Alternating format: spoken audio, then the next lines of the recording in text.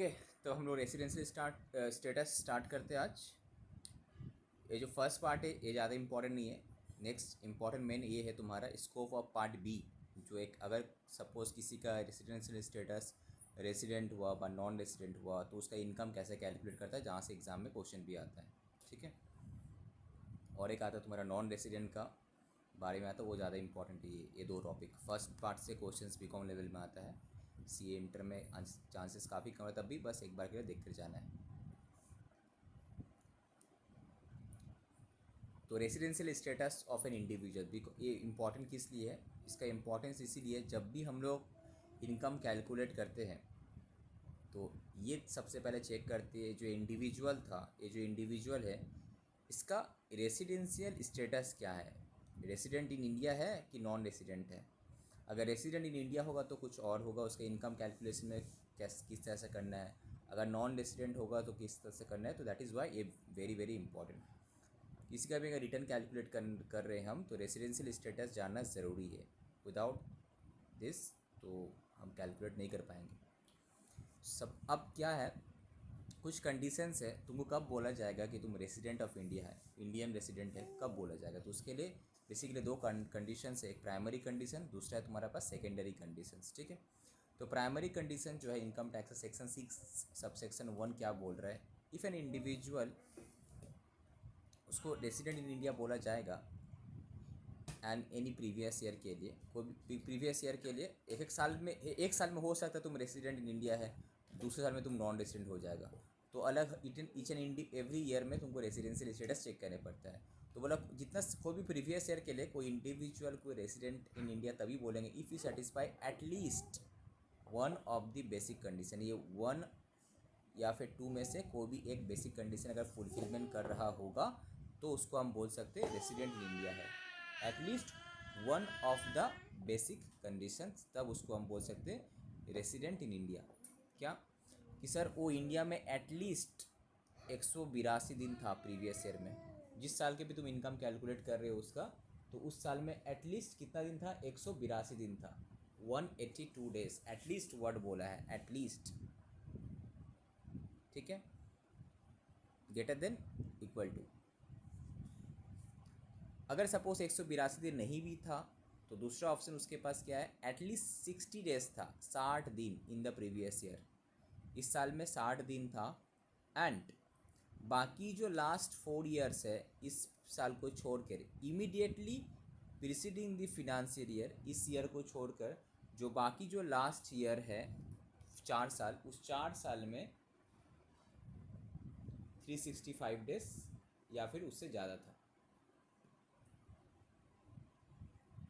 ठीक है, तो दो कंडीशंस क्या है सर, रेसिडेंट इंडिया होने के लिए at least one of the basic condition तो फुलफिलमेंट करने, आइदर वो 182 दिन या फिर उससे ज़्यादा था प्रीवियस ईयर में, या फिर एटलीस्ट 60 दिन से ज़्यादा था। अगर 60 दिन से ज़्यादा है तो उसको और एक कंडीशन फुलफिलमेंट करने पड़ेगा कि इस साल को छोड़ के लास्ट 4 साल में एटलीस्ट 365 डेज या फिर उससे ज़्यादा दिन इंडिया में रहा होगा, तब जाके उसको हम बोलेंगे रेसिडेंट इन इंडिया। तो बेसिकली सिचुएशन कब अराइज होता है, सपोज कोई फॉरेनर है इंडिया में आया है, बहुत दिन रूल किया, तो वो रेसिडेंट इस साल के लिए वो रेसिडेंट इन इंडिया हो जाएगा। एक बंदा है इंडिया का बाहर ही जॉब करता है, अब छुट्टी में आता है, अच्छा खासा दिन, 2 महीना 3 महीना 4 महीने के लिए छुट्टी में हर साल आता है। ठीक है, तो उसके लिए तो 60 दिन तो हर साल में हो रहेगा, प्लस लास्ट 4 साल में उसे चेक करना है कि 365 दिन हो रहा है कि नहीं। अगर हो रहा है तो उसको इंडियन रेसिडेंट ही माना जाएगा, अकॉर्डिंगली उसका इनकम कैलकुलेट किया जाएगा।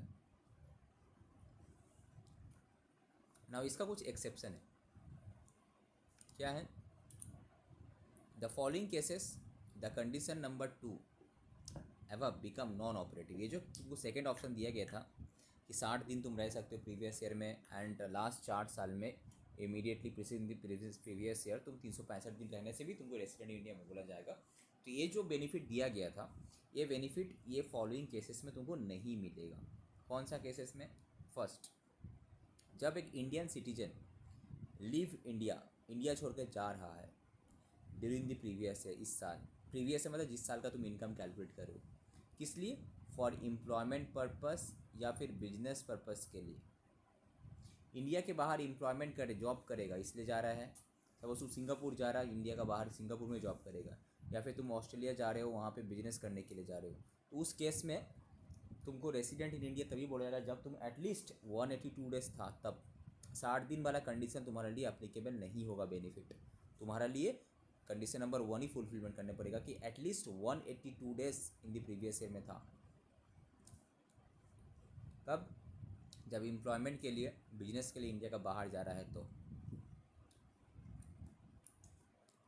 दूसरा, व्हेन एन इंडियन सिटीजन, दूसरा चीज़ का इंडियन सिटीजन के लिए बोल रहे हैं। Okay, Indian citizen lives India, India छोड़ के जा रहा है during the previous year as a member of crew of Indian ship, जहाज़ में जो लोग इंडियन नेवी वगैरह में है, जहाज़ में जो लोग शिप में काम करते हैं, उन लोगों को तो आज ये कंट्री कल वो कंट्री ऐसे घूमते फिरते रहता है। तो इस केस में भी 60 दिन का बेनिफिट नहीं मिलेगा। उसके लिए रेसिडेंट इन इंडिया तभी बोला जाएगा अगर 182 दिन से ज़्यादा था प्रीवियस ईयर में इंडिया में तो। ठीक है,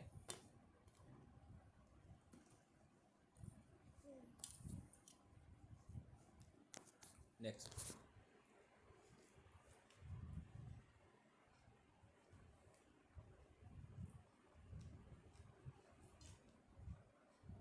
तीन नंबर पॉइंट क्या है? जब एक इंडियन सिटीजन या फिर person of Indian origin, person of Indian origin मतलब तुम्हारा ओरिजिन इंडिया का है, हो सकता है तुम बाहर जाके सेटल हो गया, तो either you are Indian citizen है या फिर you are a person of Indian origin comes to visit India. तुम क्या किया? इंडिया विजिट घूमने के लिए आया है। हो सकता है ना बहुत कोई इंडियन फैमिली जाके बाहर में शिफ्ट सेटल हो जाता है, तो लोग, तुम ultimately you are Indian citizen हो, तुम तो हो तो इंडियन सिटीजन, या फिर तुम पर्सन ऑफ इंडियन ओरिजिन ही हो, बट तुम इंडिया विजिट घूमने के लिए आए हो। ठीक है, उस केस में भी तुम्हारे लिए 182 दिन वाला क्राइटेरिया बेसिक कंडीशन एप्लीकेबल होगा, 60 दिन प्लस 365 लास्ट 4 साल वाला नहीं। कब होगा? If total income from Indian source does not exceed ₹15 lakh. अगर 15 लाख एक्सीड नहीं किया तो, अगर 15 लाख से ऊपर है तो नॉर्मल में आ जाएगा ऊपर।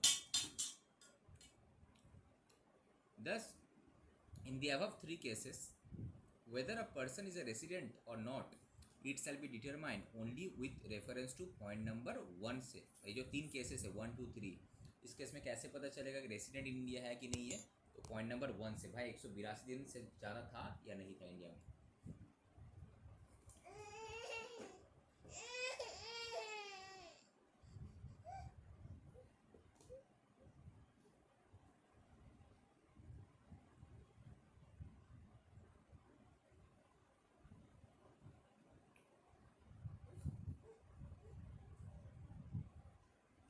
ठीक है,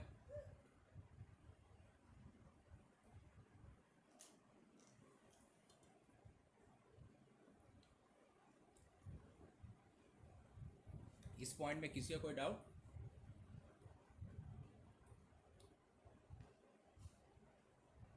आप नोट्स को रीड करते हो।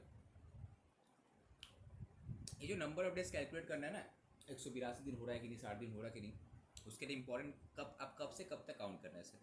बोला while calculating the number of days stay in India, both the day on which an individual lives, India छोड़ के तुम जिस दिन जा रहा है, जिस दिन फ्लाइट में चढ़ा उस दिन, and the day on which he came to India is to be taken into account. मतलब जिस दिन तुम जा रहा है इंडिया छोड़ के वो दिन भी एक काउंट होगा, अब जिस दिन तुम इंडिया में पहुंचा उस दिन भी एक काउंट होगा। तो डे ऑफ जर्नी और डेट ऑफ रिटर्न दोनों दिन काउंट होगा।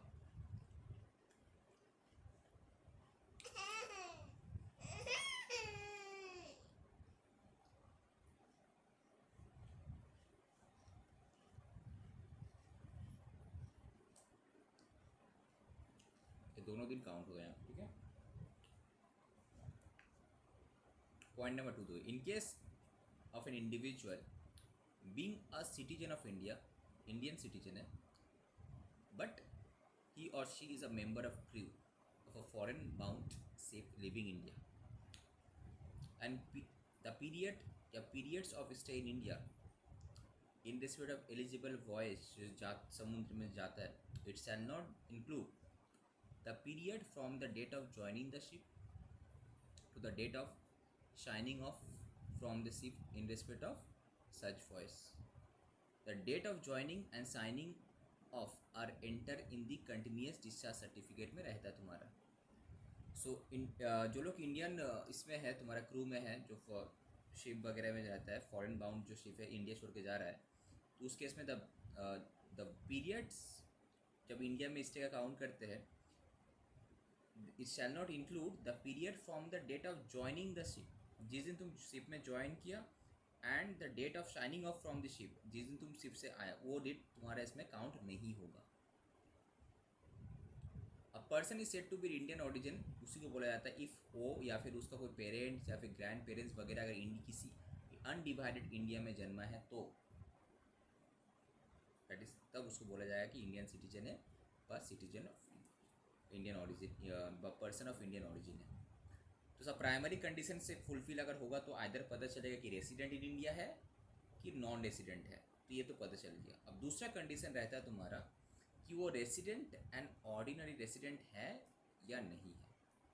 So if after applying the basic condition, तुम बेसिक कंडीशन अप्लाई किया 182 दिन वाला या फिर 60 दिन वाला जो है, तो अगर लिखा गया कि वो तुम्हारा रेसिडेंट है, that individual is non resident, अगर ये पता चला कि नॉन रेसिडेंट, तब तो और कुछ करने का नहीं, नॉन रेसिडेंट है तो बस वहीं पे कहानी तुम्हारा क्वेश्चन खत्म. बट अगर ये पता चला कि रेसिडेंट है, देन अगेन और एक सिचुएशन आता है, it remains further to determine कि वेदर वो क्या इंडिया में ऑर्डिनरी रेसिडेंट है कि नॉट ऑर्डिनरी रेसिडेंट है. दो पार्ट है, क्या है, ऑर्डिनरी रेसिडेंट है या फिर नॉट ऑर्डिनरी रेसिडेंट है, ऑर्डिनरी रेसिडेंट है या फिर नॉट ऑर्डिनरी रेसिडेंट है.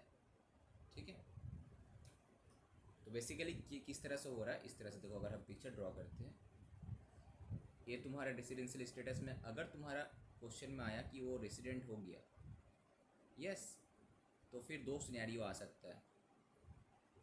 क्या वो रेसिडेंट ऑर्डिनरी रेसिडेंट है कि रेसिडेंट है बट नॉट ऑर्डिनरी रेसिडेंट है, RNOR, नॉट ऑर्डिनरी रेसिडेंट और यहाँ पे ऑर्डिनरी रेसिडेंट. अगर नॉन रेसिडेंट हो गया तो तुम्हारा यहीं पे कहानी खत्म. ठीक है, तो रेसिडेंट का अगेन दो पार्ट है कि रेसिडेंट एंड ऑर्डिनरी रेसिडेंट है या फिर रेसिडेंट तो है बट नॉट ऑर्डिनरी रेसिडेंट है. उसके लिए तुम्हारा जो सेकंड कंडीशन है उसको चेक करना ज़रूरी है. Section 6 subsection 6.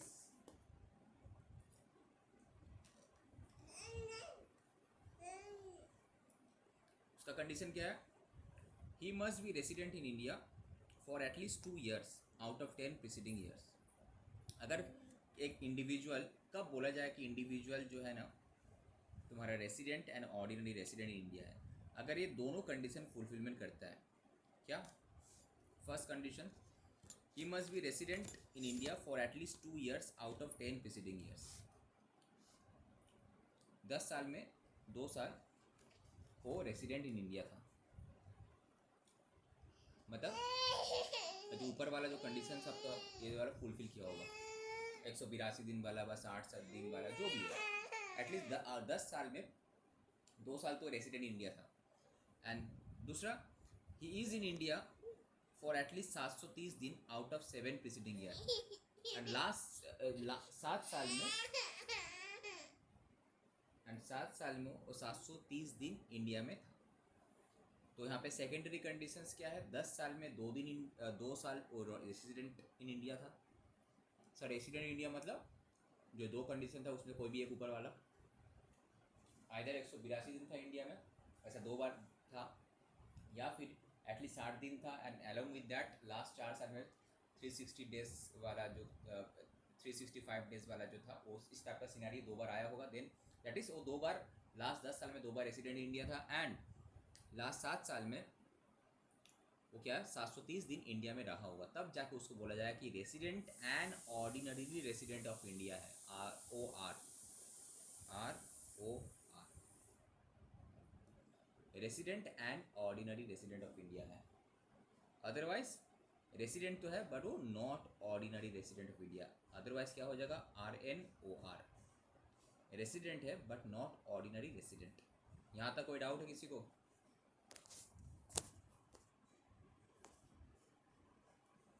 अर्चना, आशीष, रुमकी, शुभम, शुभजीत, आशीष कुमार, कोई डाउट किसी को?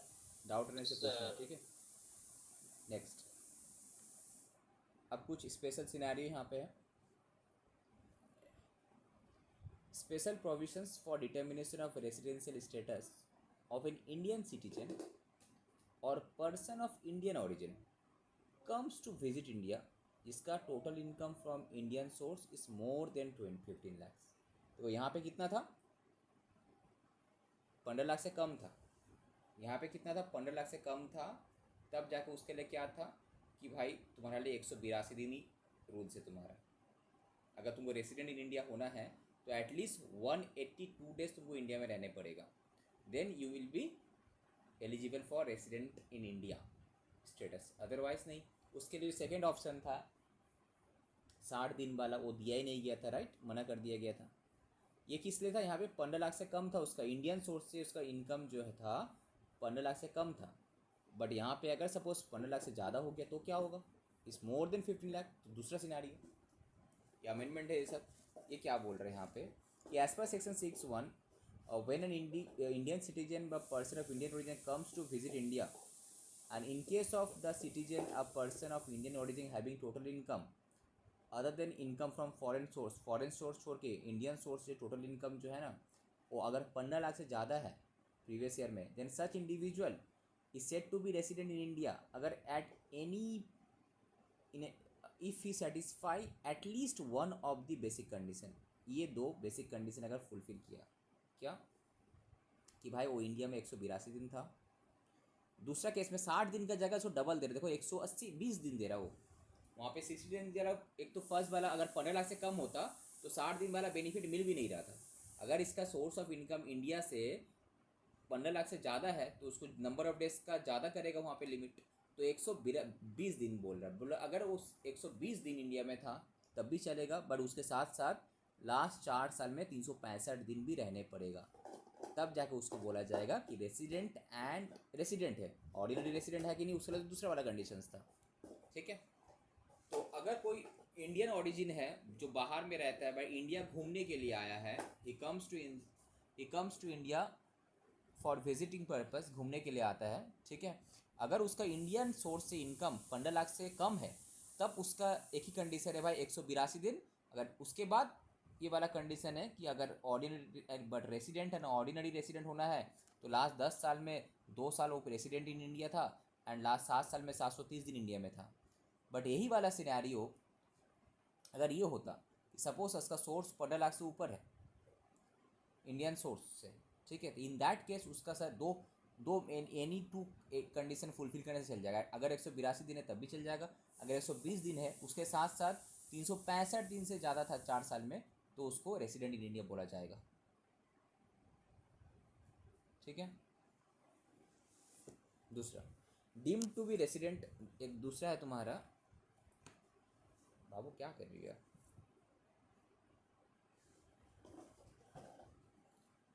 डीम टू बी रेसिडेंट माने उसको रेसिडेंट माना जाएगा and not ordinary resident of India, but ordinary resident नहीं माना जाएगा। कब?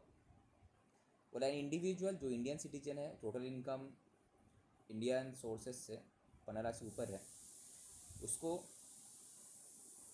रेसिडेंट इन इंडिया माना जाएगा in that previous year if he is not liable to tax in any other country या फिर territory by reason of his domestic या domicile या फिर रेसिडेंस या फिर any other criteria of similar nature. Further such individual shall be considered as resident and not ordinary resident.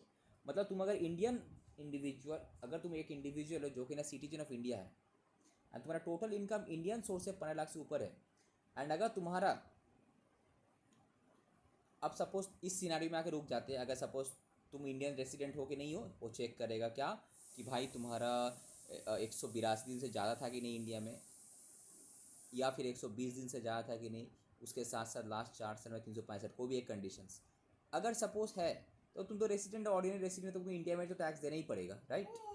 But अगर suppose तुम्हारा income 15 lakh से ऊपर है बट सपोज तुम्हारा नंबर ऑफ डेज का स्टे जो है ना 182 से कम है, तब तो तुम नॉन रेसिडेंट हो जाएगा। तभी बोलते हैं नो नॉन रेसिडेंट नहीं हम ये, बट अगर तुम्हारा दूसरा कंट्री में जहाँ पे तुम रह रहे हो वहाँ पे अगर तुम कोई इनकम टैक्स नहीं दे रहे हो तो तुमको इंडिया का ही रेसिडेंट माना जाएगा and you are liable to pay income tax in India, ठीक है। अमेंडमेंट आया है सब 21-22 से। कि सबको इस क्या होता है कि बहुत कोई इंडिया में इंडिया का बाहर चले जाता है, अर्निंग तो करता है, बट ना उस कंट्री में टैक्स देता है ना इस कंट्री में टैक्स देता है। तो इसलिए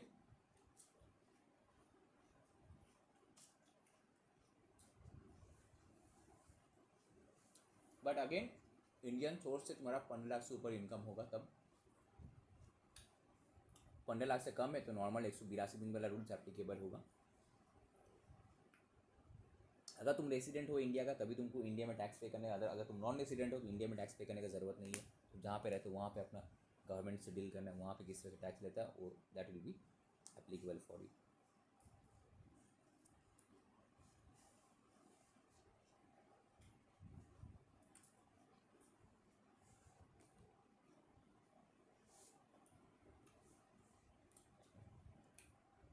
ये वाला पोर्शन समझ में आया कि कोई अगर इंडिया में घूमने के लिए आता है, इंडियन सिटीजन है, बट इंडियन सिटीजन फॉरेनर नहीं, इंडिया का सिटीजन है इंडियन ऑरिजिन है, इंडिया घूमने के लिए आया, उसका दो सिनेरियो आ सकता है।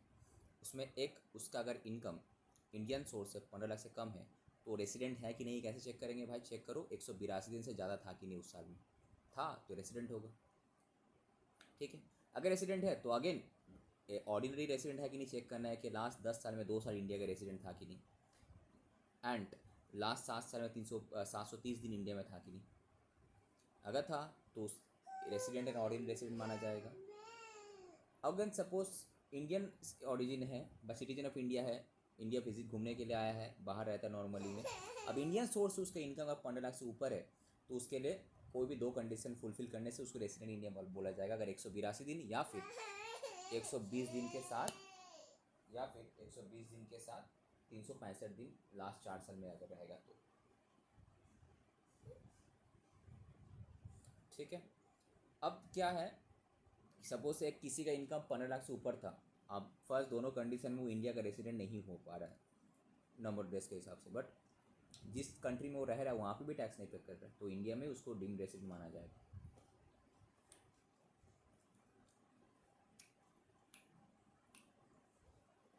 ये क्वेश्चन को देखो। So question number 3 करते हैं। Mr. X is an Indian citizen who receive an employment offer from a company Nigeria, leaves India for the first time on September 26, 2021 for joining his duty in Nigeria. अब उसके बाद बोला है sir, during the previous year 2022 days he come to India for 176 days, determine his residential status for assessment year 2022 and 23 and assessment year 2023 and 24. His total income from the Indian source is 1 lakh interest income. He has no other income in India. तो क्या समझ में आया इसमें? अब बताओ residential status इसका क्या होगा? सर वो जो सेकंड कंडीशन था 60 वाला वो इस पे एप्लीकेबल शायद नहीं होगा 60 डेज वाला। तो इसके लिए कौन सा कंडीशन एप्लीकेबल होगा? पहले वाला 182 डेज वाला, बिकॉज वो इंडिया छोड़ के जा रहा है जॉब पर्पस के लिए। तो वो कौन सी ईयर का निकालने वाला 22-23 जो प्रीवियस ईयर है उसमें रेसिडेंट इन इंडिया था या नहीं था, उसके लिए हमको 182 दिन वाला कंडीशन चेक करने पड़ेगा, राइट। तो इस अब तुम चेक करो कि 182 दिन था कि नहीं था। तो सबसे पहले देखो कि जिस साल वो इंडिया छोड़, कौन सा साल वो इंडिया छोड़ के जा रहा है, फर्स्ट टाइम जा रहा है वो सितंबर 26, 2021 में। इसका मतलब प्रीवियस ईयर 21 क्यों दिया है? तो असेसमेंट ईयर 22-23 अच्छा, हो जाएगा। Previous year he comes to India for 176 days 22-23 में। ठीक है, 22-23 में 176 डेज के लिए आया। तो भाई क्या होगा 22-23 में? तो भाई 182 दिन से कम है, राइट। 22-23 में 182 दिन से कम है तो नॉन रेसिडेंट हो जाएगा, चुपचाप ख़त्म। अब यही वाला सपोज वो इंडिया छोड़ के जा रहा था, नॉर्मल इंडिया का बाहर गया था, बट एम्प्लॉयमेंट पर्पस अगर नहीं जा रहा होगा तो उसके लिए 2 ऑप्शन था, आइदर 182 दिन या फिर जो 60 दिन प्लस लास्ट 4 साल में 365 दिन। तो ये वाला आराम से फुलफिलमेंट हो जाता है इस बार, क्योंकि वो फर्स्ट टाइम इंडिया छोड़ के जा रहा है। तो इससे पहले तो हर बार ही वो रेसिडेंट था, हाँ कि नहीं? करंट ईयर में तो ऐसे भी 60 दिन हो रहा था इसका, 176 में तो 60 तो आराम से हो जा रहा था। अब बाकी लास्ट 4 ईयर्स में तो आराम से 365 डेज होगा, बिकॉज इंडिया छोड़ के फर्स्ट टाइम वो जा रहा था। तो सिंस फर्स्ट टाइम इंडिया छोड़ के जा रहा है एम्प्लॉयमेंट पर्पज़ के लिए, तो उसके लिए ये कंडीशन एप्लीकेबल नहीं होगा, ओनली 182 डेज वाला कंडीशन एप्लीकेबल होगा। तो इसीलिए ये क्या होगा, नॉन रेसिडेंट। इसको करो क्वेश्चन नंबर 4 को। पुलक एक साउथ अफ्रीकन क्रिकेटर है, has been coming to India regularly for 102 दिन के लिए every year since last 12 years. तो उसका रेसिडेंसी स्टेटस चेक करो, क्या होगा इस केस में। इंडिया बार बार आ रहा है 102 दिन के लिए, तो इस केस में क्या होगा।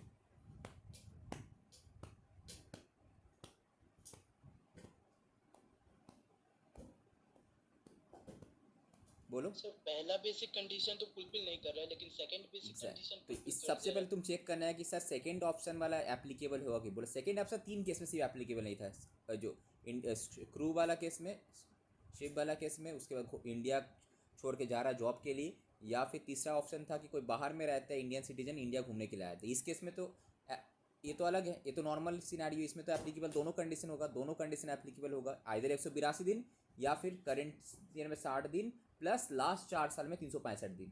तो ये करंट ईयर में 182 दिन तो नहीं हो रहा है 22-23 में, प्रीवियस ईयर में, बट हाँ 60 दिन आराम से हो रहा है। तो 60 दिन तो सर आराम से हो जाएगा। अब तुमको चेक करना है कि 22-23 को छोड़कर जो लास्ट 4 साल है, मतलब लास्ट 4 साल में वो कितना दिन इंडिया में था। तो लास्ट 4 साल में 102 इंटू 4 कितना, it is greater than 365 days ना। तो आराम से हम लोग बोल सकते यस ये रेसिडेंट इन इंडिया है, ये रेसिडेंट इन इंडिया है। ओके। अब सवाल पैदा होता है कि सर ये रेसिडेंट बट ऑर्डिनरी रेसिडेंट है कि नहीं। उसके लिए क्या करना है, तुमको देखना है कि लास्ट 10 ईयर में से 2 साल एटलीस्ट वो इंडिया का रेसिडेंट होना चाहिए, ठीक है। उसके बाद क्या बोला, लास्ट 7 साल में से लास्ट 7 साल में 730 दिन बोला था ना यहाँ पे, यस सर। 730 डेज। तो 730 डेज इंडिया में था कि, तो तुम देखो 102 इंटू 7 करेगा तो कितना हुआ, 714 ही हो रहा है। तो इसका मतलब नहीं हो पा रहा है, राइट। तो रेसिडेंट तो होगा बट वो नॉट ऑर्डिनरी रेसिडेंट हो जाएगा, ठीक है। ये उसका स्टेटस होगा, रेसिडेंट तो है बट वो नॉट ऑर्डिनरी रेसिडेंट है, ऑर्डिनरी रेसिडेंट नहीं है। समझ में आ रहा सबको। एक ऑस्ट्रेलियन सिटीजन है, क्या लिखा है, furnishes the following information regarding his visit to India. घूमने के लिए आया, देखो इंडियन सिटीजन नहीं है, इसीलिए सेकंड कंडीशन इसके लिए एप्लीकेबल होगा। अगर इंडियन सिटीजन होता है, इंडिया घूमने के लिए आया, बाहर रहता है, तो उसके लिए फर्स्ट कंडीशन एप्लीकेबल होता है। इसके लिए दोनों कंडीशन एप्लीकेबल है, राइट। तो वो अब देख रहा है कि 22-23 में कितना दिन है भाई, 22-23 में 68 डेज है। तो ठीक है 182 से कम है, but it is greater than 60, at least 60 दिन तो है। अब तुमको चेक करने पड़ेगा कि भाई लास्ट 4 साल में, ठीक है, कितना दिन था। तो लास्ट 4 साल में ऐड करो 55 प्लस 80 प्लस 70 प्लस 40 कितना है, ज़्यादा है ना कम है, 345 दिन हो रहा है। तो it is less than 365 days, तो he is a non resident हो जाएगा, राइट। तो नॉन रेसिडेंट हो गया वो, समझ में आया। नेक्स्ट, मिस्टर जेट एक यूएस का सिटीजन है, India left India, US citizen left India, India छोड़ के जा रहा है, बट सिटीजन क्या है, इंडिया का नहीं है, यूएस का है। आफ्टर स्टे ऑफ 10 ईयर्स, 10 साल इंडिया में रहने के बाद वो इंडिया छोड़ के जा रहा है, ठीक है, जाने दो। अब क्या, during the pre financial year 22-23 में, कब गया, 2 जुलाई 2021, 21-22 में फॉल कर रहा है, right. Okay. Now during financial year 22-23 he come to India for, वो 1 साल के लिए इंडिया में आया ऑन 1/11/2022 को। तो क्वेश्चन है कि साहब 22-23 में कितना दिन था। तो 11 मतलब नवंबर में, नवंबर मतलब कितना दिन हुआ, 30 दिन। जनवरी में 31, दिसंबर में 31, नवंबर दिसंबर जनवरी 28 एंड 31, कितना होता है, ऐड करो, यही हुआ ना 22-23 में, इससे ज़्यादा तो नहीं था। ऐड करो कितना होता है, लोग ऐड किया भी है। 151 डेज। कितना दिन हो रहा है, हाँ 151। अच्छा ये लोग भी तो नीचे किया, 151 डेज हो रहा। तो इसका मतलब क्या, 182 दिन से तो कम ही है, बट 60 दिन से तो ज़्यादा है, इसके लिए सेकंड कंडीशन भी अप्लीकेबल है। तो 60 दिन से ज़्यादा है। अब तुमको चेक करेगा लास्ट 4 साल में क्या था, 21-22 में तो एक दिन भी नहीं था, बिकॉज वो नहीं 21-22 में था, थोड़ा दिन था। अरे बाबू क्या कर रहे हो? इंडिया छोड़ के कब गया था वो, 21-22 में, 20 ये तुम्हारा चल रहा 20-21, यस, ये 20-21 में इंडिया छोड़ के गया है ना, 20-21 में गया है। इसका मतलब 21-22 में नील था, एकदम नहीं था इंडिया में, तो चलो 21-22 में नील है, बट 20-21 में 93 डेज, बिकॉज कब से 1 अप्रैल से लेकर वो 2 जुलाई तक था, जिस दिन इंडिया छोड़ के जाता है उस दिन भी तो काउंट होता है ना, तो यहाँ तक था 93 डेज। और उससे पहले तो पूरा 365 डेज ही था, तो लास्ट 4 साल में तो it is more than 365 days, तो आराम से उसको हम बोल सकते हैं क्या, रेसिडेंट है। ये समझ में आ गया होगा कि लास्ट 7 साल में तो आराम से 730 दिन होगा, बिकॉज वो तो इंडिया में ही था भाई, ठीक है। एंड लास्ट 10 साल में तो आराम से 2 साल इंडियन रेसिडेंट होगा, बिकॉज वो तो जस्ट 20-21 में इंडिया छोड़ के गया, उस लास्ट 10 साल में तो आराम से 2 साल इंडिया में था, तो फुल ईयर ही था, रेसिडेंट तो कॉल हो ही जाएगा, ठीक है। कोई डाउट रहने से पूछना तुम लोग। क्वेश्चन नंबर 7 में क्या बता रहा है कि मिस्टर एफ एक इंडियन सिटीजन है, इंडियन सिटीजन इंडिया छोड़ के जा रहा है, किस लिए जा रहा है, after qualifying CA examination in Paris to work as a charge chief accountant, मतलब काम जॉब पर्पज़ के लिए जा रहा है। तो अगर जॉब पर्पज़ के लिए जा रहा है तो सेकंड कंडीशन तो उसको बेनिफिट नहीं मिलेगा 60 दिन वाला, तो उसके लिए वो 182 दिन देखा जाएगा। तो ये इंडिया छोड़ कब जा रहा है, 24/9/2022 को जा रहा है, कौन से ईयर में फॉल कर रहा है, 2022-23 में फॉल कर रहा है। तो क्या ग्रेटर देन 182 डेज है या नहीं, तुमको चेक करना है। नाउ चेक 182 डेज, तो इस केस में कितना आ रहा है, नहीं हो पा रहा है, बिकॉज 24/9 हो गया है ना, तो दैट मीन्स अप्रैल में 30 दिन था, मई में 31 में था, जून 30 जून का था, जुलाई 31 जुलाई, अगस्त 31 अगस्त, सितंबर में 24 तारीख हो गया, तो 24 तारीख भी काउंट होगा, तो टोटल मिला के 177 डेज वो इंडिया में था।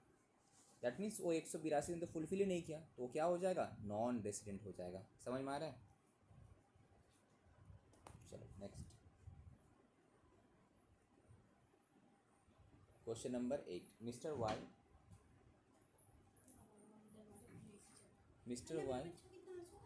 रो रही हो जो बर्तन लेगी, ये लेगी, आवाज़ करी तुमने। Mister Y after rendering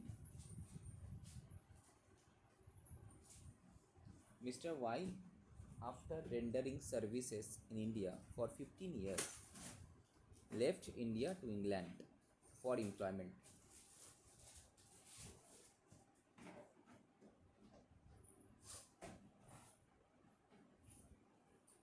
Mr. Y, after rendering services in India for 15 years, left India to England for employment purpose के लिए कब गया, ऑन जून 1 2020 को। कौन से ईयर में फॉल करता है, 2020-21 में फॉल करता है, राइट। तो तुमको अगर चेक करना है 2020-21 में कितना साल था, तो अप्रैल से लेके बेसिकली 1 जून तक तुम्हारे पास टाइम था। Now he again came to India after taking an employment in India on 10 January 2023 को फिर इंडिया आया।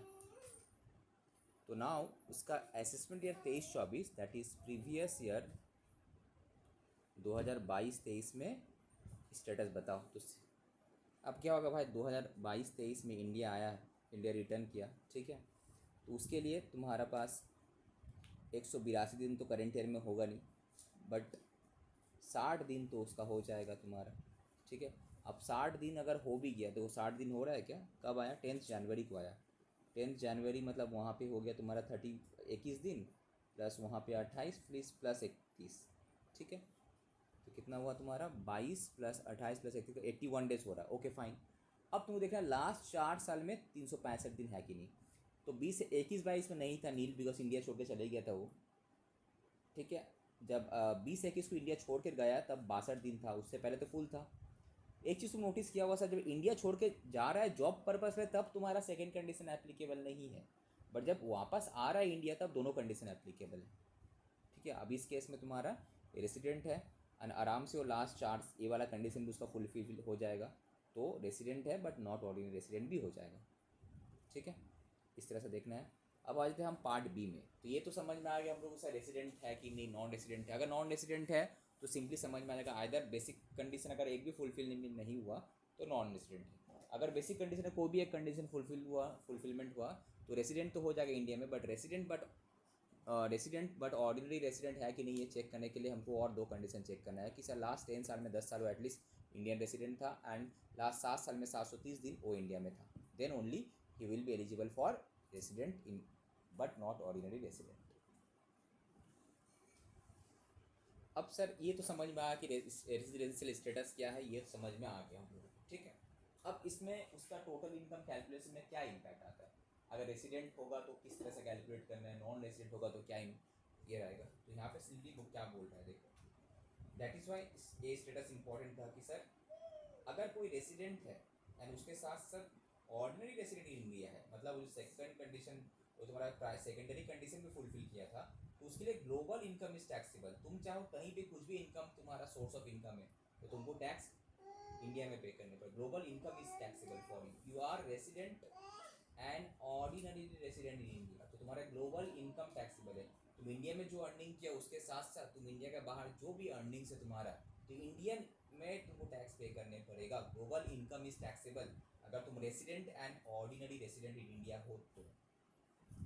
But if you are resident but not ordinary resident in India, you are resident because you have satisfied any one of the condition like section 6 subsection 1 का जो 182 days वाला था या फिर 60 plus 365, but you did not satisfy this secondary condition, that is why you are a resident but not ordinary resident in India. So what will be the how income will be calculated? So income इस case में क्या होगा, we'll check whether income is accrued in India. Yes, if income is accrued in India, if income is accrued generated in India, then it will be taxable in India.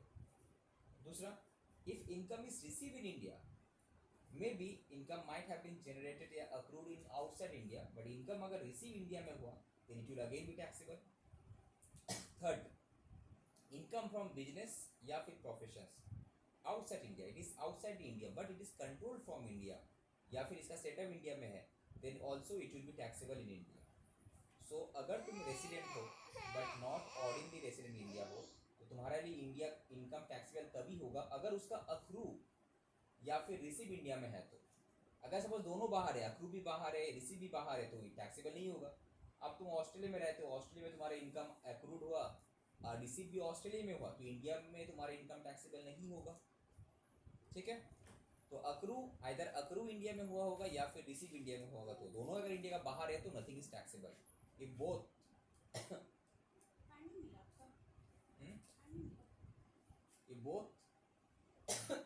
Outside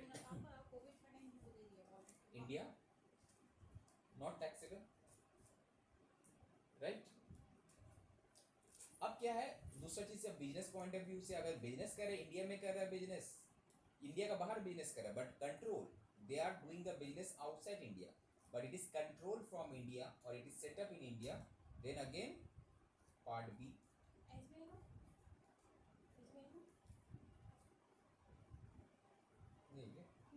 क्या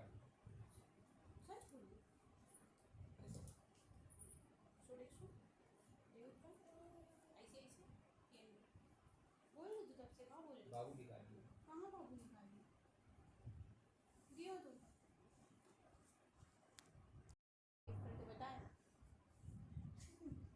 क्या मारते तुमको, चल हाँ तो हम Okay. काय मारे हमको receipt but not ordinary receipt in India, ये समझ में आया तुम लोगों को, नहीं समझ में आया?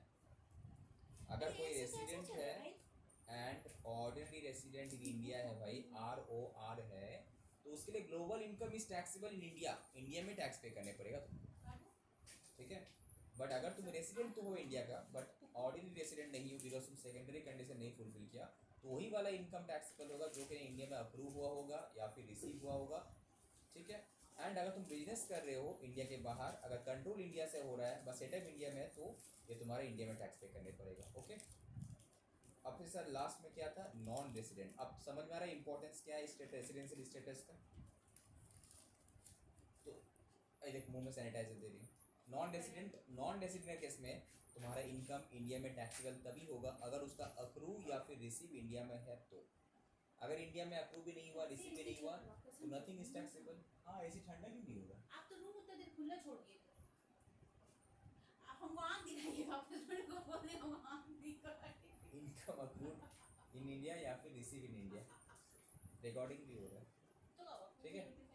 कोई डाउट है यहाँ तक बोलो, anyone, any doubt?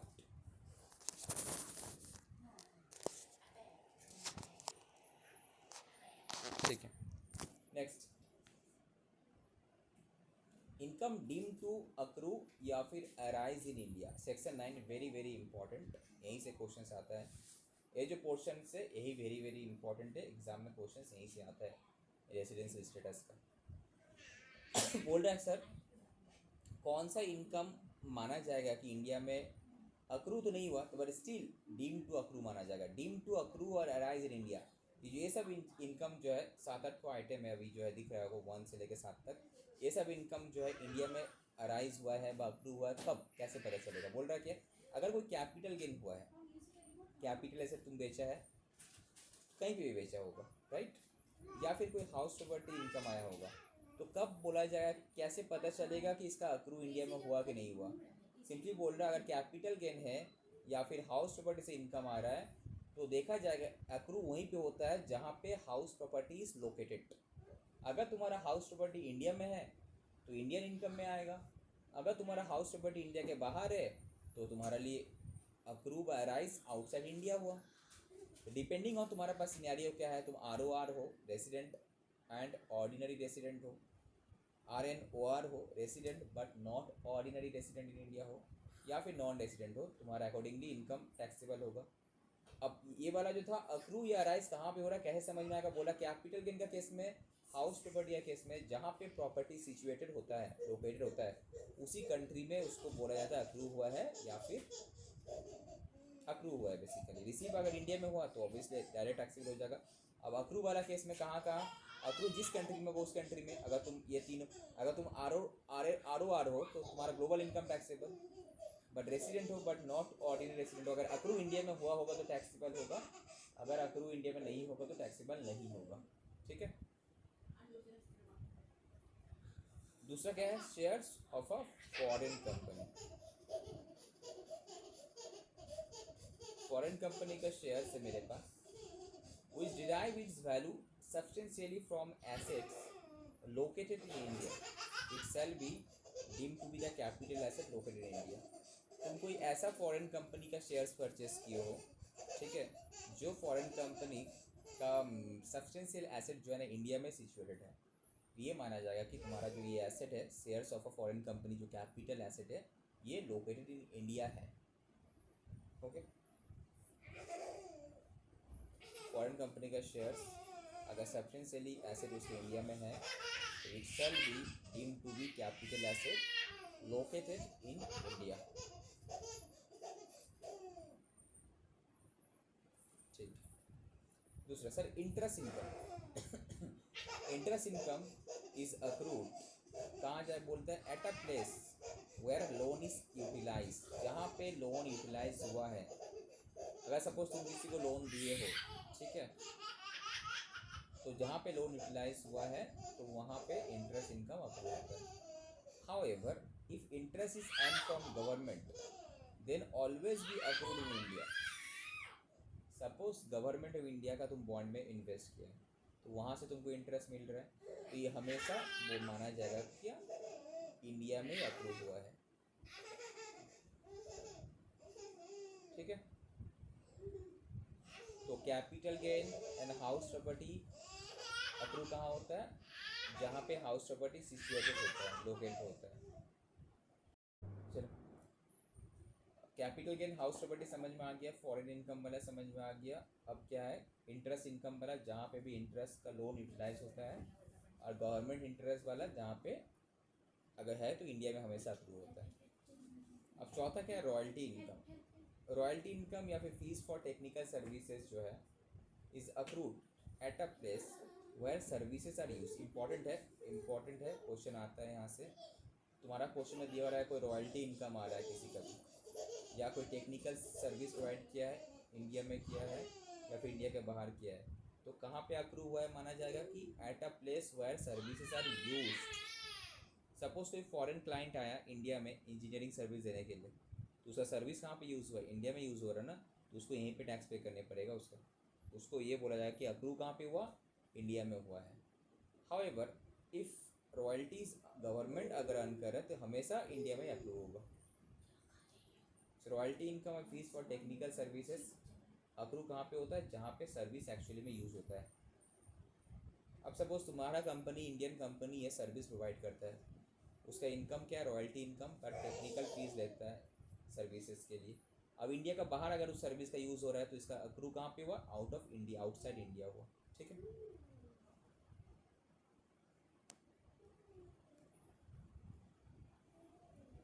Salary income is accrued at a place where services are render.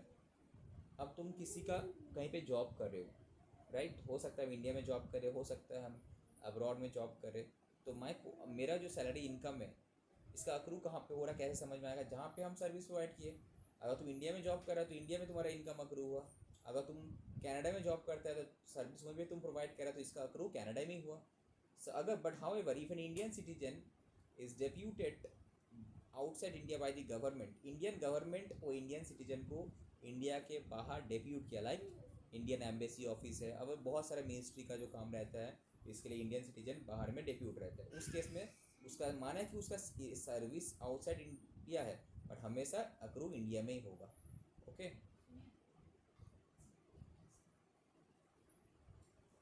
तो सैलरी इनकम का केस में क्या होगा, जहाँ पे भी सर्विस प्रोवाइड करता है, बट अगर गवर्नमेंट ऑफ इंडिया को किसी को डिप्लॉय किया इंडिया के बाहर, उसका केस में हमेशा अक्रू इंडिया में ही होगा। ओके, उसके बाद बिजनेस इनकम, कोई बिजनेस कर रहा है उस केस में क्या अक्रू कहाँ पे होगा, बोला है ना यहाँ पे अक्रू और रिसीव इन इंडिया, तो अक्रू कैसे समझ में आएगा सर कहाँ पे हो रहा है, तो बोलता है कि अक्रू वहीं पे होगा at a place where business is carried on. तुम जहाँ से बिजनेस कर रहे हो, अगर इंडिया से कर रहे हो तो इंडिया से, इंडिया के बाहर कर इंडिया के बाहर से। However no income shall be deemed to accrue या फिर arise in India where business of non resident is confined to purchase goods in India only for purpose of export. अगर सपोज कोई नॉन रेसिडेंट है, मतलब non resident मतलब समझ में आ गया हो कि प्राइमरी कंडीशन का कुछ भी हम फुलफिलमेंट नहीं कर रहे होंगे, ना ही 182 दिन वाला ना ही 60 दिन वाला, तो नॉन रेसिडेंट है। तो नॉन रेसिडेंट के केस में अब सपोज कोई नॉन रेसिडेंट है, इंडिया में आया है बिजनेस करने के लिए, क्या करता है, इंडिया से माल खरीद के इंडिया का बाहर बेच रहा है, तो इससे तो इंडियन गवर्नमेंट का फ़ायदा है, जितना कोई इंडिया में से खरीद के बाहर भेजेगा, एक्सपोर्ट करेगा, उतना इंडिया में फॉरेन मनी आएगा, गवर्नमेंट का फ़ायदा। इसीलिए उस केस में क्या बोल रहा है कि यहाँ पे नो इनकम बोला जाए कि कोई इनकम ही इंडिया में, ऑल दो देखो इंडिया में आके बिजनेस कर रहा है तो हिसाब से अक्रू इंडिया में होना चाहिए, बट ये एक्सेप्शन है, अगर कोई नॉन रेसिडेंट इंडिया में बिजनेस कर रहा है no income shall be accrue या फिर अराइज इन इंडिया। अगर कोई नॉन रेसिडेंट इंडिया में बिजनेस कर रहा है, अगर उसका बिजनेस सिर्फ क्या है, भाई इंडिया में गुड्स परचेस करके इंडिया के बाहर उसको बेचता है, अगर इंडिया में परचेस करके इंडिया में बेच रहा है तो उसके लिए इंडियन इनकम में आएगा तुम्हारा, बट इंडिया में परचेस करके अगर इंडिया का बाहर बेच रहा है, एक्सपोर्ट कर रहा है, तो उसका income accrue by arise India में नहीं होगा। ये पॉइंट समझ में आया? डीम्ड इनकम तो माना जाएगा इंडिया में ना, डीम्ड इनकम अक्रू तो नहीं हुआ तुम्हारा इस केस में, तो इसी केस में तो सिर्फ बेनिफिट दे रहा है तुम्हारा, अगर तुम सिर्फ और सिर्फ परचेस करता है गुड्स इंडिया में, उसके बाद उसको एक्सपोर्ट कर देता है, तो तुम्हारा nothing is taxable in India. बोला ना यहाँ पे, ना ही अक्रू हुआ ना ही अराइज हुआ, तो तेरा अगर अक्रू भी इंडिया में नहीं है, अराइज भी इंडिया में नहीं है, तो तुम्हारा लिए, अब तुम नॉन रेसिडेंट हो तो तुम्हारा इनकम कैसे टैक्सेबल होगा, नहीं टैक्सेबल होगा ना, तुम तो बेच दे रहा है एक्सपोर्ट बाहर, पैसे भी बाहर में तुमको मिल रहे हैं, तो तुम्हारे लिए नथिंग इज टैक्सेबल। ठीक है, उसके बाद dividend paid by Indian company, Indian company dividend pay किया, तो कैसे समझ में आएगा कि हाँ ये इनकम कहाँ पे अक्रू होगा, it shall be accrue in India even paid outside India. मतलब तुम अगर कोई आउटसाइड फॉरेनर को, तुम कोई सपोज फॉरेन इंस्टीट्यूशनल है, इंडियन कंपनी में इन्वेस्ट करके रखा है, अब इंडियन कंपनी उसको डिविडेंड दिया है, तो नाउ क्वेश्चन अराइज होता है तो उसका तुम्हारा अक्रू कहाँ हुआ, तो माना कि शेयर होल्डर इंडिया का बाहर रहता है, नॉन रेसिडेंट है, तब भी अक्रू कहाँ होगा उसका, इंडिया में होगा, बिकॉज डिविडेंड कौन पे किया, इंडियन कंपनी पे किया।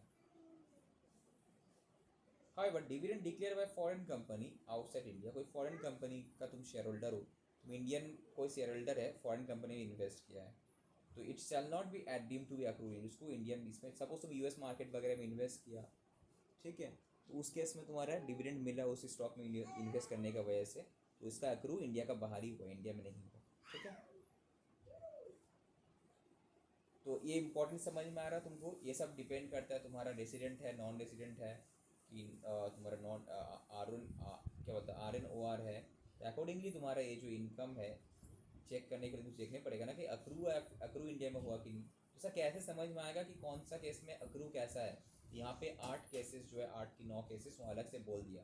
अगर कैपिटल के हाउस सिक्योरिटी में तुम चेक करो जहाँ पे हाउस सिक्योरिटी में कैपिटल सिचुएटेड है। ओके, अगर कोई फॉरेन कंपनी का शेयर्स तुम परचेस किए हो उस अब तुम उससे कुछ इनकम आ रहा तो चेक करो उस फॉरेन कंपनी का सब्सटेंशियल एसेट इंडिया में है ना इंडिया के बाहर है। ओके, अगर इंडिया में है तो लो अक्रू इंडिया में बोला जाएगा तुम्हारा।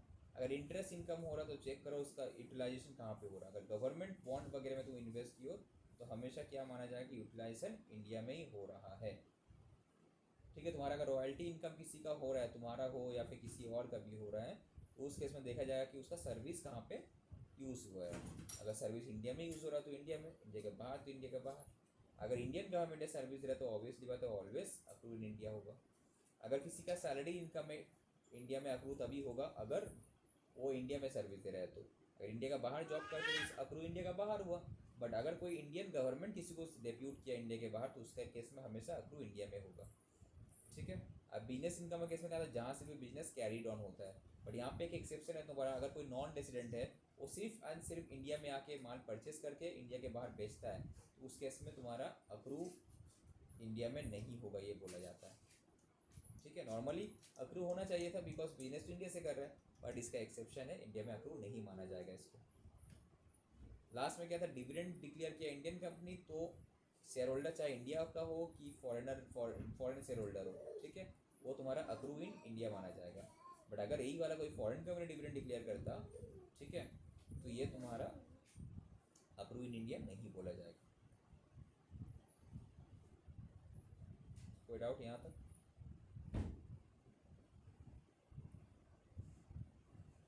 अब देखो और एक पॉइंट है तुम्हारा ये सेक्शन 9(1) पे income deem to be accrue या फिर arise in India even if accruing या फिर अराइजिंग आउटसाइड इंडिया डायरेक्टली या फिर इनडायरेक्टली थ्रो या फिर फ्रॉम इसको समझते हैं।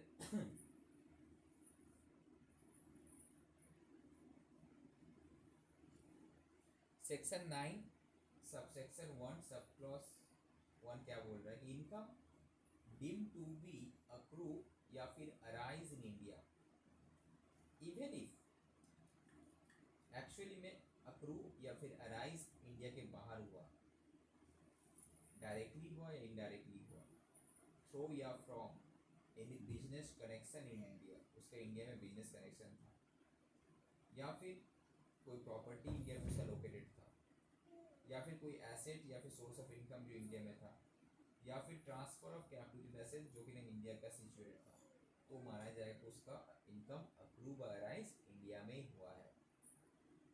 एक्सप्लेनेशन यहाँ पे दिया है देखो, for example if all the operation of business का जितना वो ऑपरेशन है are carried out in India, अगर इंडिया में ही होता है, ठीक है, तो बिजनेस इनकम टीम टू कितना माना जाएगा, such part of the income which is reasonably attributable to the operation carried out in India। Suppose एक तुम टाटा का एग्जांपल दो, टाटा स्टील का तो इंडिया में भी बिजनेस है इंडिया के बाहर भी बिजनेस है, तो यहाँ पे ऑल ऑपरेशन इंडिया में होता है, कुछ ऑपरेशन इंडिया के बाहर भी होता है उसका, तो जितना तुम्हारा इंडियन ऑपरेशन से तुम्हारा इनकम आ रहा है तो तुम्हारा वो इनकम के ऊपर टैक्स इंडिया में पे करना है। ठीक है, तो वही बोला कि all the operations of business other than business having business, क्या दिया यहाँ पे, ये क्या है, business connections, right, other than the business having business connection in India on account of significant economic presence, अगर किसी का significant economic presence का वजह से इंडिया में बिजनेस है उस केस में छोड़ के बाकी अगर तुम्हारा मैक्स ऑपरेशन इंडिया से हो रहा है तो सच पार्ट तुम्हारा जो इंडिया से हो रहा है उसको यहाँ पे दिखाने पड़ेगा।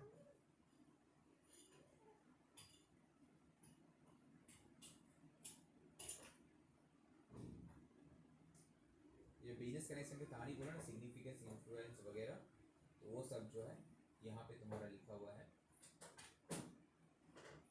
इसको हम कराएंगे अभी अलग से। दूसरा क्या है, कोई अगर purchase of goods in India bye a non resident for export, जैसे थोड़ा पहले अभी हम डिस्कस किया, राइट। इस केस में क्या था, नील कोई इनकम नहीं होगा इंडिया में taxable.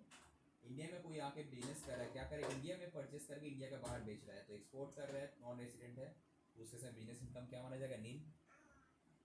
Collection of news and views in India, एक सपोज बीबीसी न्यूज़ चैनल वाला लोग यहाँ पे आया इंडिया में आके, सॉरी पूरा लोग आया है for transmission of out of India by, ये नॉन रेसिडेंट है, बिजनेस कर रहा है न्यूज़ एजेंसी का, तो वो भी तुम्हारा क्या होगा, उसका इनकम नील होगा। शूटिंग, कोई फिल्म शूटिंग कर रहा है, shooting of any cinematographic film in India by non resident, तो इन फॉरेन एक्टर आके इंडिया में फिल्म शूटिंग कर रहा है, being an individual who is not a citizen of India, जो कि इंडिया का सिटीजन नहीं है, और एक फर्म है, आइदर इंडिविजुअल है या फिर एक फर्म, एक बिजनेस ऑर्गेनाइजेशन है, which does not have any partner who is a citizen of India, उसका कोई इंडियन पार्टनर नहीं है, या फिर कोई कंपनी आया इंडिया में किस लिए, कोई मूवी का शूटिंग वगैरह करने के लिए, which does not have any share holder, उस कंपनी का कोई ऐसा शेयर होल्डर नहीं है जो कि इंडिया का सिटीजन है या फिर इंडिया का रेसिडेंट है, इन दैट केस उसका इनकम क्या माना जाएगा, नील माना जाएगा। ओके, अगेन बता रहे, कोई अगर ऑपरेशन बिजनेस से कर रहा है, इंडिया का बाहर भी करता है, तो इंडियन ऑपरेशन वाला इंडिया में टैक्सेबल होगा, ठीक है। उसके बाद तुम्हारा परचेज ऑफ गुड्स अगर कर रहा है इंडिया में फॉर एक्सपोर्ट पर्पस के, तो कोई टैक्स देने का ज़रूरत नहीं है। कोई उसके बाद क्या, shooting cinematograph film bye non resident, याद है नॉन रेसिडेंट, इंडिया से बाहर से आगे कर रहा है, जो कि ना नॉन रेसिडेंट है, दूसरा सिटीजन भी नहीं इंडिया का, एक फर्म है जो कि ना सिटीजन नहीं, उसका कोई भी पार्टनर इंडिया का सिटीजन नहीं है, कंपनी है से कोई भी शेयर होल्डर इंडिया का नहीं है सिटीजन, तो उस केस में भी नहीं।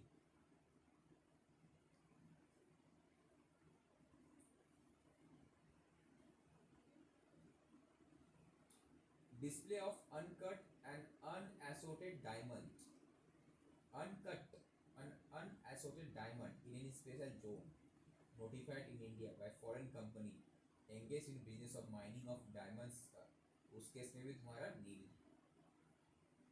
नील मतलब तो डिस्प्ले कर रहा है, डिस्प्ले कर रहा है uncut and unnatural diamonds specific zone में, ठीक, उस केस में तुम्हारा इनकम क्या माना जाएगा, नील। मुझे एक बात बताइए, इस टेबल में 30 रुपीज़ चेंज का आप उठाए हैं? हाँ, मेरा पॉकेट में कहीं बताया आप ही उठाए तो जो काम वाली गई इसलिए दे दी। फीस, अब क्या है, fees paid for use of computer software, satellite cable, optical fibre or any other similar technology amounts to the royalty board. It also includes consideration for sale, distribution, exhibitions और cinematography film, ठीक है। उसके बाद तो definition base कैसे बोलना है, सब बिजनेस कनेक्शन का मतलब क्या बोलता है, business connections has not been defined under income tax act, but it is used in, क्या लिखा है यहाँ पे बुक में, क्या लिखा हुआ देखो तो,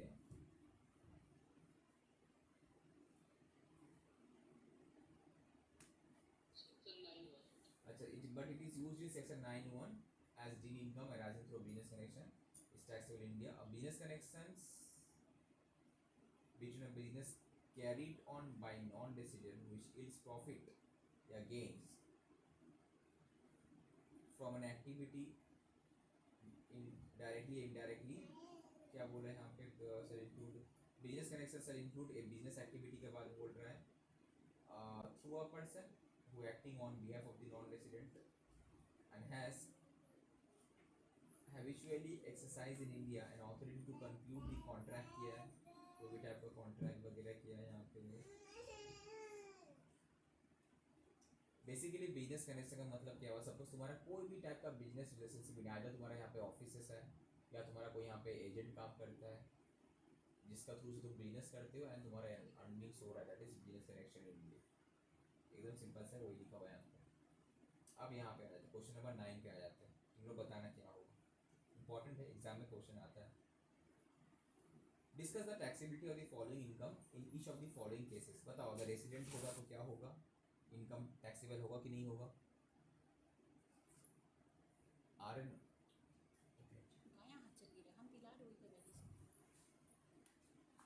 OR में क्या होगा एंड नॉन रेसिडेंट में क्या होगा। तो फर्स्ट सिनेरियो क्या है, एक interest paid by Indian company, Indian company तुमको इंटरेस्ट दिया है बट रिसीव कहाँ पे हुआ है, इंडिया के बाहर हुआ है। लोन यूटिलाइज कहाँ पे हुआ, इंडिया में हुआ। ये जो 1,00,000 रुपये तुम्हारा इनकम हुआ, ये इंडिया में टैक्सेबल होगा कि नहीं होगा, कि फर्स्ट सिनेरियो में इंडिया में टैक्सेबल होगा कि नहीं होगा, बोलो। सर होगा, क्यों, बिकॉज अप्रूव इंडिया में हुआ है, अप्रूव इंडिया में हुआ है। बिकॉज लोन का केस में क्या था, जहाँ पे लोन यूटिलाइज होता है वहीं पे होता है, यूटिलाइज इंडिया में तो टैक्सेबल होगा। तो यहाँ पे नॉन रेसिडेंट है, बट नॉन रेसिडेंट केस में क्या था, अप्रूव इंडिया में हुआ तो लगेगा, तो अप्रूव तो हुआ है इंडिया में, इस केस में भी लगेगा टैक्सेबल। टैक्सेबल नॉन रेसिडेंट के केस में अप्रूव बोला इंडिया में हुआ है, तो अप्रूव अगर इंडिया में हुआ है तो ये भी टैक्सेबल होगा, राइट। ये देखो क्या बोला था, तुम्हारा रेसिडेंट है तो ग्लोबल इनकम टैक्सेबल है। RNOR में अप्रूव इंडिया में हुआ है तो लगेगा, नॉन रेसिडेंट अप्रूव इंडिया में हुआ हो तो अप्रूव या फिर रिसीव, तो यहाँ पे तो सर अप्रूव इंडिया में हुआ है तो टैक्सेबल होगा। Interest on Italian bond, but भाई उसका 1/4 रिसीव किया गया इंडिया में, तो बस 1/4 ही तुम्हारा यहाँ पे आएगा, राइट। अक्रू जितना इंडिया में अक्रू हुआ है उतना ही तुम्हारा इंडिया में टैक्सेबल होगा, 1/4। इस केस में तुम्हारा फुल होगा, इस केस में फुल टैक्सेबल होगा, और इस केस में 1/4 तुम्हारा। अरे बाबू क्या कर रही हो, इस केस में 1/4 टैक्सेबल होगा, जितना इंडिया में मिला है, राइट। जितना रिसीव किया है इंडिया में, जितना इंडिया में रिसीव किया है, इस केस में भी 1/4 होगा, जितना रिसीव किया है इंडिया में।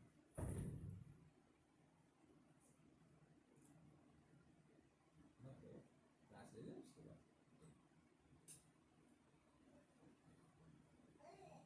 आ जाओ। देखो पापा इसमें लिख रहे हैं, देखो पापा ये कर रहा है, profit from a business in Kolkata and manage from outside India. तो बताओ बिजनेस कहाँ पे है भाई, कोलकाता में है, बट मैनेज तुम कहाँ से कर रहे हैं, इंडिया में। इस केस में तो तुम्हारा ग्लोबल इनकम टैक्सेबल है, इस केस में तो फुल टैक्सेबल है, बट यहाँ पे माने कि बिजनेस कोलकाता में है बट मैनेज इंडिया के बाहर से कर रहा है। तो RNOR में क्या बोला है, देखो तुम्हारा कहाँ चल गया, इनकम फ्रॉम बिजनेस या फिर profession outside India but control from India या फिर setup in India, right. India के बाहर है, तुम कंट्रोल इंडिया से कर रहे हो, और इस केस में तो सारा इंडिया में बिजनेस है, तुम्हारा तुम कंट्रोल बाहर से कर रहा है, तो टैक्स अप्रूव तो इंडिया में हुआ ना, अप्रूव तो इंडिया में हुआ। यहाँ पे लॉजिक तुम क्या बताओगे कि अप्रूव कहाँ पे हुआ, अप्रूव इंडिया में हुआ है, अप्रूव इंडिया में हुआ है, देख लियो कैसा कर रही है। सारा दिन देखती नहीं हूँ, इवन आधा रात तक भी नहीं देखती हूँ। Income from agriculture in Sri Lanka received there, मिला कहाँ पे, श्रीलंका में मिला। तो इस केस में क्या होगा, और वाला केस में क्या होगा, ग्लोबल इनकम टैक्सेबल होगा, ग्लोबल मतलब यहाँ पे तो टैक्सेबल होगा ही, पर नॉट ऑर्डिनरी वाला में क्या होगा, इंडिया के बाहर रिसीव हुआ तो इस केस में नॉट टैक्सेबल, इस केस में भी नॉट टैक्सेबल, अप्रूव तो इंडिया में हुआ ही नहीं। Income earn from business in Nepal, Nepal में तुम बिजनेस करते हो, इनकम अर्न किया which is controlled by new Delhi, तो कंट्रोल अगर न्यू दिल्ली में होता है तो तुम्हारा तीनों में टैक्सेबल होगा।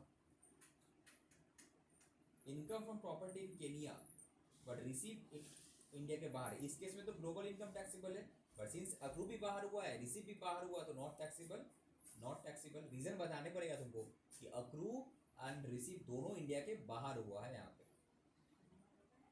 पेंशन मिला है from a former employer in India में, बट रिसीव कहाँ पे हुआ, ईरान में। तो एम्प्लॉयर का केस में क्या हुआ, तुम्हारा जहाँ पे तुम सर्विस प्रोवाइड किया था, इंडिया में सर्विस प्रोवाइड किया था ना, तो तुम्हारा इस केस में टैक्सेबल, इसके तो ग्लोबल इनकम टैक्सेबल है, यहाँ भी टैक्सेबल, यहाँ भी taxable. Past untaxed profit brought to India, तो इंडिया में तुम लेकर आए थे, टैक्सेबल होगा। डिविडेंड मिला इंडियन कंपनी से, तो इंडिया में टैक्सेबल होगा।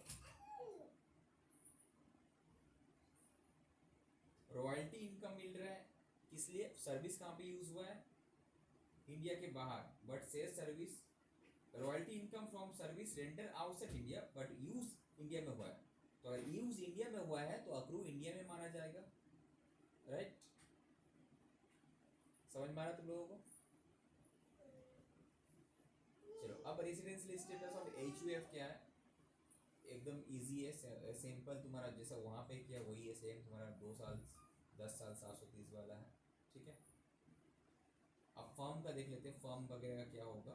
बोला अगर रेसिडेंट है, इफ कंट्रोल और मैनेजमेंट होल्डली या फिर पार्टली इंडिया में है तो क्या बोला जाएगा उसको, रेसिडेंशियल स्टेटस इंडिया का है। अगर कंट्रोल या फिर मैनेजमेंट पूरा पूरी इंडिया के बाहर का है तो उसको नॉन रेसिडेंट बोला जाएगा, ठीक है। कंपनी के रेसिडेंशियल स्टेटस कैसे निकालते हैं सर हम लोग, सिंपली अगर a company is said to be resident in India, अगर ये दोनों कंडीशन फुलफिल, अगर वो इंडियन कंपनी है तो हमेशा इंडियन रेसिडेंट इंडिया होगा। अगर उसका effective place of management India का है, कंपनी से हो सकता है बाहर है बट उसका जो place of effective management India में रहता है, तो ठीक है, तो उस केस में उसका इंडियन कंपनी उसका रेसिडेंट इन इंडिया ही बोला जाएगा उसको। Place of effective management means a place मतलब मैनेजमेंट मैक्सिमम डिसीजन वगैरह लिया जाता है कहाँ पे, अगर उसका हेड ऑफिस इंडिया में है जहाँ पे सब कुछ डिसीजन लिया जाता है तो ये माना जाएगा कि उसका रेसिडेंट इंडियन रेसिडेंट कंपनी है। तो सपोज एक फॉरेन कंपनी है, उसका हेड ऑफिस शिकागो में and has established licensing offices in India में, suppose the entity does not have a permanent establishment, India में कोई परमानेंट एस्टैब्लिशमेंट नहीं है, मतलब बिल्डिंग वगैरह इस टाइप का नहीं है, and the significant management and जो भी डिसीजन है आर्ट्स बाहर ही लिया जाता है, but all the routing decisions that पे इंडिया में। द कंपनी का रेसिडेंट क्या इंडिया में है, यस इंडिया में माना जाएगा, नो डिसीजन तो इंडिया के बाहर लिया जाता है ना मैक्सिमम, तो उसका place of effective management India के बाहर है तो उसको नॉन रेसिडेंट माना जाएगा, राइट।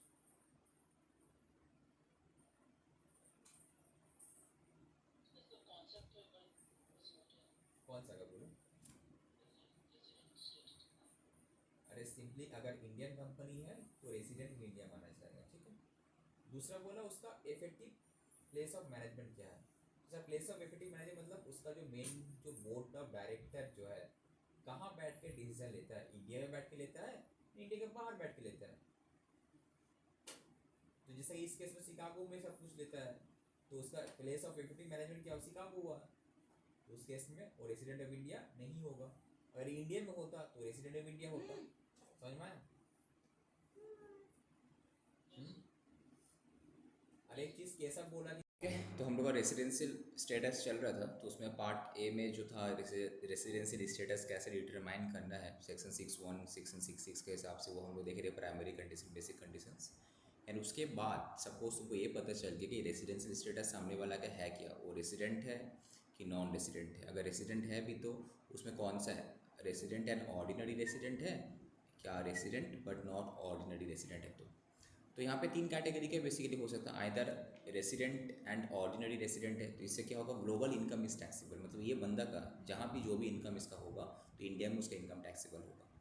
दूसरा कैटेगरी में क्या था, इसके लिए तुम्हारा सेक्शन 6(1) का एंड 6(6) का जो दोनों कंडीशन था, basic and primary and secondary condition दोनों फुलफिलमेंट करेगा तभी।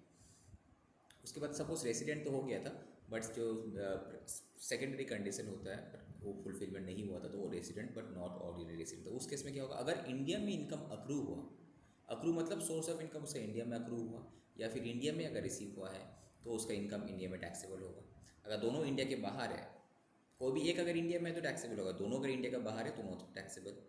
दूसरा, अगर कुछ बिजनेस कर रहे हैं इंडिया के बाहर से, अगर कोई भी इंडिविजुअल बिजनेस कर रहे हैं इंडिया के बाहर से बट वो कंट्रोल इंडिया से होकर रह के कर रहा है या उसका सेटअप इंडिया में है तो तब भी वो इंडिया में इनकम टैक्स पे करने पड़ेगा, ठीक है। तो कंट्रोल या फिर सेटअप कुछ भी अगर इंडिया में हुआ, बाहर माना कि बिजनेस इंडिया के बाहर कर रहा है तब भी।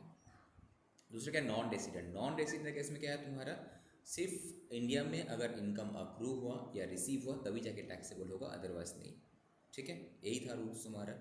अब यहाँ पे कुछ सिनेरियो था, 7-8 केसेस था, कैसे समझ में आया कौन सा इनकम कहाँ पे अप्रूव राइज होगा। बोल रहा है कि अगर कोई कैपिटल गेन है, अगर कोई कैपिटल गेन है किसी एंड या फिर कोई हाउस प्रॉपर्टी की इनकम है तो कैसे पता चलेगा कहाँ पे हुआ, जहाँ पे वो प्लेस प्रॉपर्टी लोकेटेड है। अगर वो प्रॉपर्टी इंडिया में है तो इंडिया में, इंडिया के बाहर है तो इंडिया के बाहर है।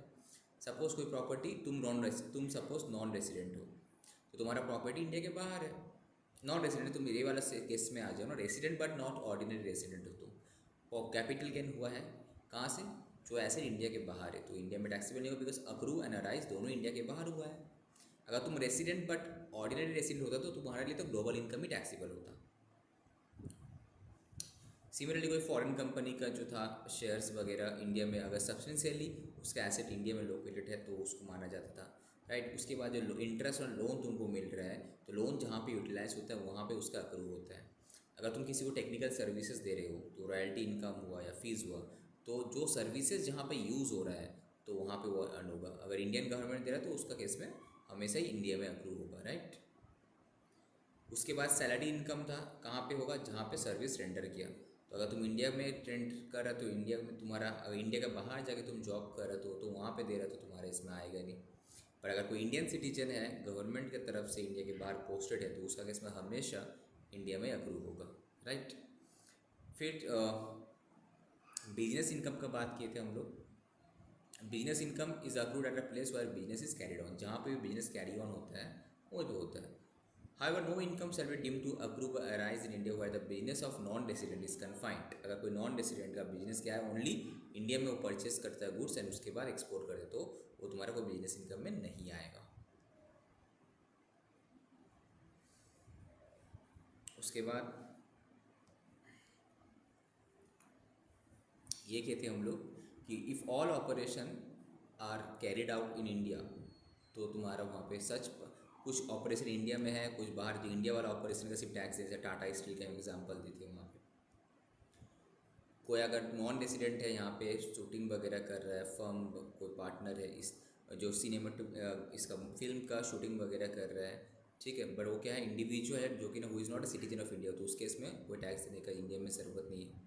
A firm whose does not have any partner who is a citizen of India, तो उस केस में भी तुम्हारा नहीं। A company whose does not have any share holder who is a citizen of India, तो उस केस में भी ये लोग नॉन रेसिडेंट है, तो नॉन रेसिडेंट का केस में क्या था, नील हो जाएगा, बिजनेस इनकम में आएगा नहीं वहाँ पे। ये फिर एग्जांपल एक बताए थे हम क्वेश्चन नंबर 8 का। ये फिर क्वेश्चन कंपनी का रेसिडेंशियल स्टेटस क्या था तुम्हारा, अगर इंडियन कंपनी है तो ऑब्वियसली इंडियन कंपनी होगा, रेसिडेंट इन इंडिया होगा। या फिर उसका प्लेस ऑफ इफेक्टिव मैनेजमेंट, मतलब बोर्ड ऑफ डायरेक्टर्स जो जहाँ पे मेजर डिसीजंस वगैरह अगर इंडिया में होता है तो उसको रेसिडेंट इन इंडिया होगा, अदरवाइज वो फॉरेन कंपनी हो जाएगा।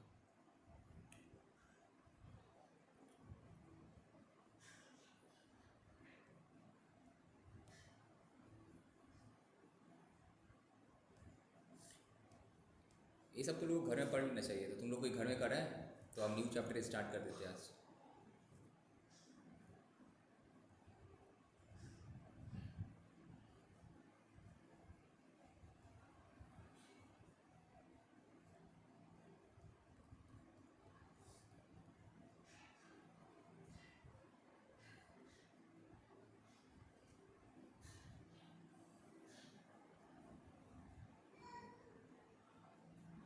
A Korean company enter into the following transactions during the financial year.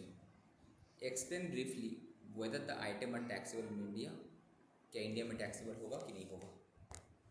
क्या बोल रहा, रिसीव किया, एक कौन सा कंपनी है, कोरियन कंपनी है, तो क्या इंडियन रेसिडेंट है ना नॉन रेसिडेंट है वो। रिसीव किया 20 lakh from a non resident for use of patent for a business in India. तो ये पेटेंट मतलब रॉयल्टी हुआ, तो रॉयल्टी कहाँ यहाँ पे यूज़ हो रहा है, यहाँ पे इंडिया में अल्टीमेटली रॉयल्टी का केस में क्या होता है, जहाँ पे तुम्हारा सर्विसेज यूज़ हो रहा है, यूज़ कहाँ पे हो रहा है, इंडिया में हो रहा है, तो therefore it is accrued in India, तो hence taxable in India, right. Receive 15 lakh from एक नॉन रेसिडेंट इंडियन से for use of know how for a business in Sri Lanka and this amount was receive in Japan. तो इसके accrue भी India में, India के बाहर हुआ, रिसीव भी इंडिया के बाहर हुआ, तो neither accrue nor receive in India, तो नथिंग इज टैक्सेबल इस कंपनी के लिए, बिकॉज ये नॉन रेसिडेंट है। नॉन रेसिडेंट केस में क्या होता है, अगर अक्रू या फिर रिसीव इंडिया में है तो ही होगा, अदरवाइज नहीं। Receive 7 lakh from this an Indian company, किस लिए, for providing technical know in India, तो इंडिया में है तो भाई इंडिया में अगर है तो अक्रू इंडिया में हुआ तो टैक्सेबल इंडिया में ही होगा। Receive 5 lakh from R N company Mumbai for conducting the physical study for a new project जो in Nepal and payment in Nepal. तो क्या है, अक्रू भी इंडिया के बाहर हुआ बिकॉज प्रोजेक्ट कहाँ पे हो रहा है, इंडिया के बाहर हो रहा है, पेमेंट भी इंडिया के बाहर मिला, तो ये neither accrue nor receive India में है, तो इस केस में नथिंग इज टैक्सेबल। समझ में आया?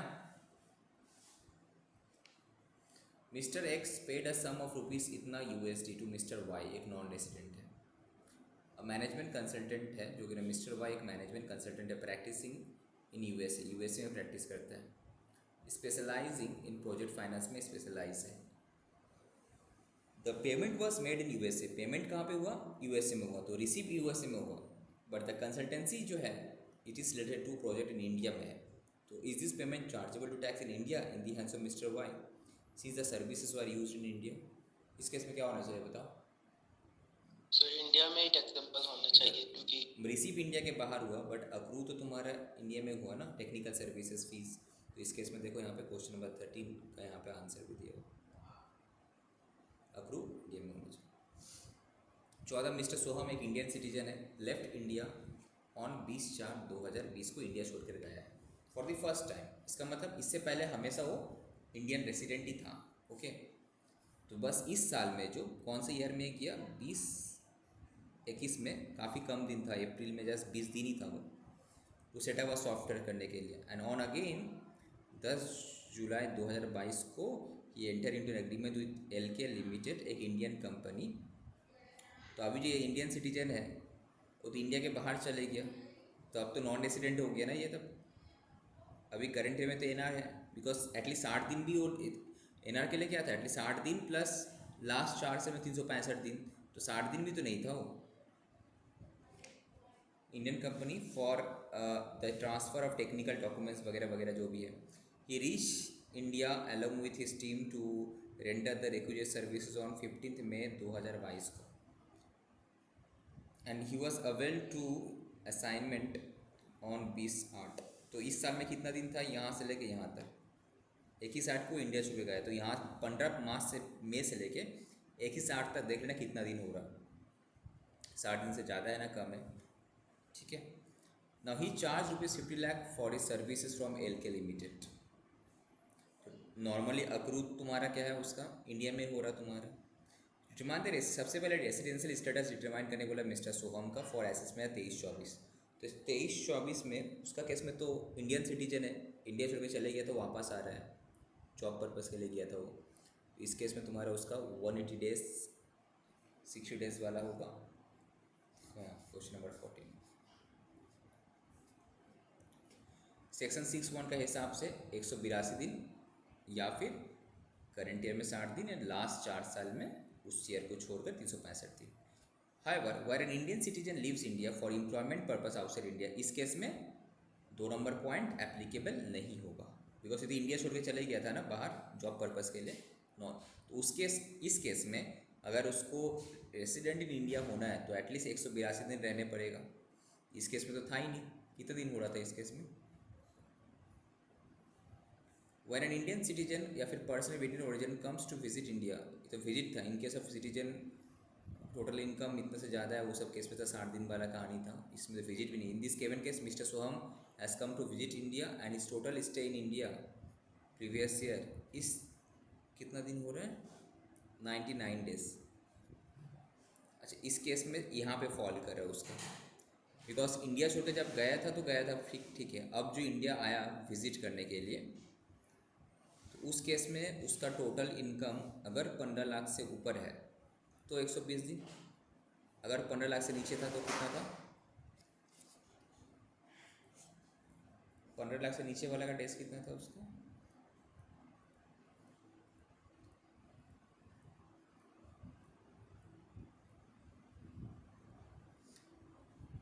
पंद्रह लाख से इज मोर देन 15 लाख होगा तो तुम्हारा 120 दिन था।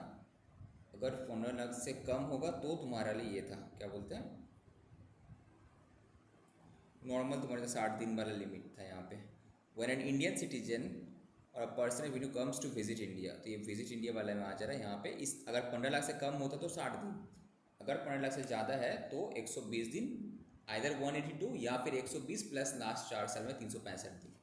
तो इस केस में वो आ जा रहा है। बट यहाँ पे प्रॉब्लम क्या, 99 डेज ही हो रहा है इसका, यहाँ पे भी उसका जस्ट 99 डेज हो रहा है। तो 120 दिन से कम है तो उसको क्या होगा, नॉन रेसिडेंट होगा।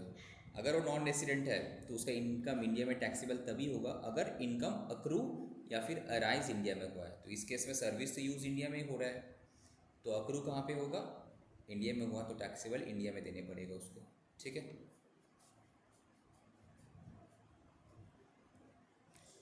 Question number 15, Mr. X, an Indian citizen, resides in USA but comes to visit India during previous year 22-23। अच्छा, तुम लोग को TDS का स्कैन कर रही हो ना अर्चना लक्ष्मी?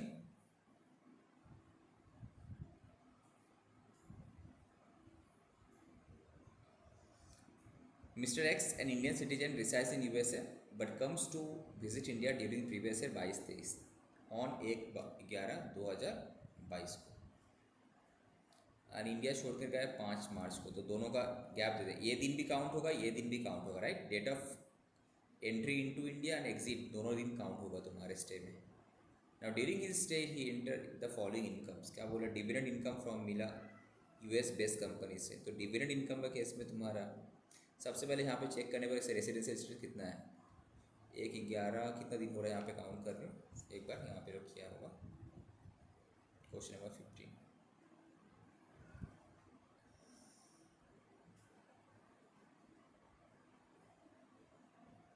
125 दिन ही हो रहा है। एक बार देखो तो 1/11 से लेके कितना मार्च था वहाँ पे, 11 मतलब वहाँ पे हो गया तुम्हारा 30 दिन, 31, वहाँ पे फिर जनवरी में 31, वहाँ पे 28, फिर मार्च में कितने दिन था। तो ये 125 दिन तुम्हारा जस्ट हो रहा है, तो उस केस में ही इज़ अ नॉन रेसिडेंट होगा।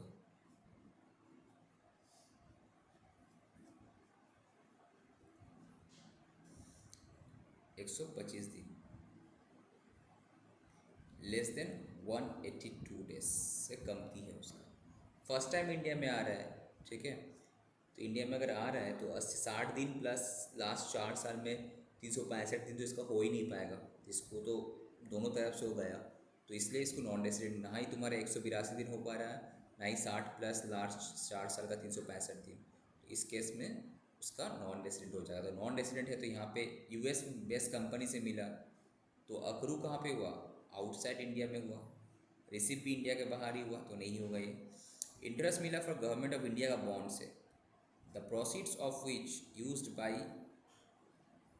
Government for a project in Bhutan. उससे मतलब इन बॉन्ड का केस में इंडिया में मिला है। यहाँ पे देखो बॉन्ड का केस में यहाँ पे लिखा हुआ था, कहाँ चले गए,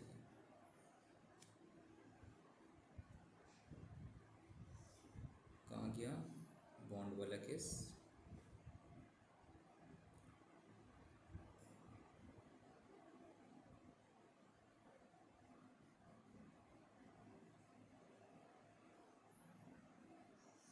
बॉन्ड वाला केस भी था ना इसमें, वो तो इंटरेस्ट इनकम बेसिकली कहाँ पे यूटिलाइज किया। Interest is earn from government then always be accrue in India. तो इस केस में तो अर्न यहाँ पे नहीं हुआ ना।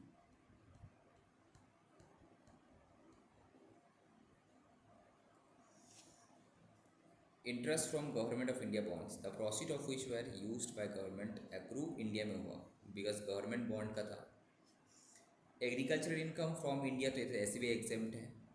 Short term capital gain on sale of shares of Indian company, Indian company का अगर हम शेयर्स बेचते हैं तो शॉर्ट टर्म कैपिटल गेन हुआ, and the shares were sold in USA. तो टैक्सेबल कहाँ पे होगा, कंपनी का, तो इंडियन कंपनी का शेयर बेच रहा है तो इंडिया में उसका टैक्सेबल होगा ये वाला। एज्यूमिंग उसका total income from Indian source 15 lakh से कमती है, अदरवाइज उसको 120, तभी जाके उसको 180 या फिर 60 दिन वाला दिया था, अदरवाइज 125 120 वाला होता।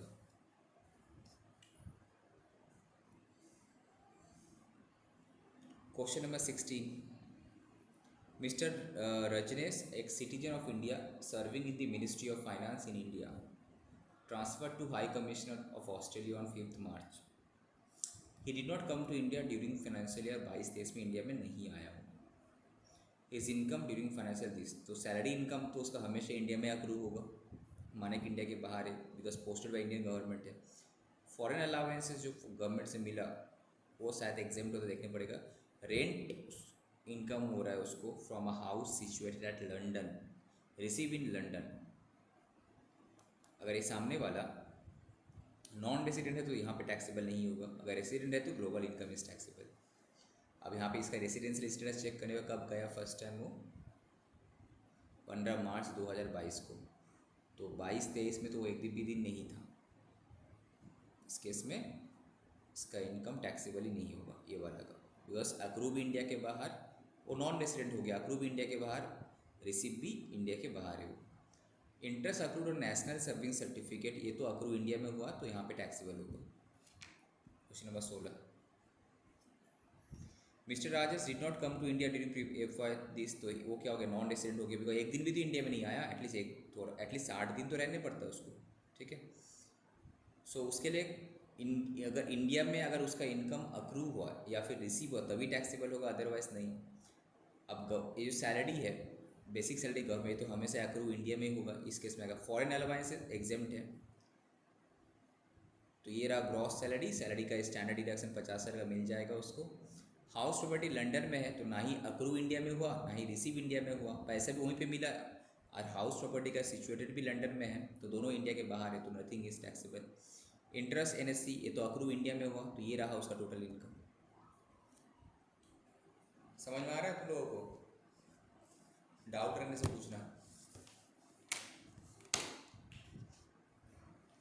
क्वेश्चन नंबर 17,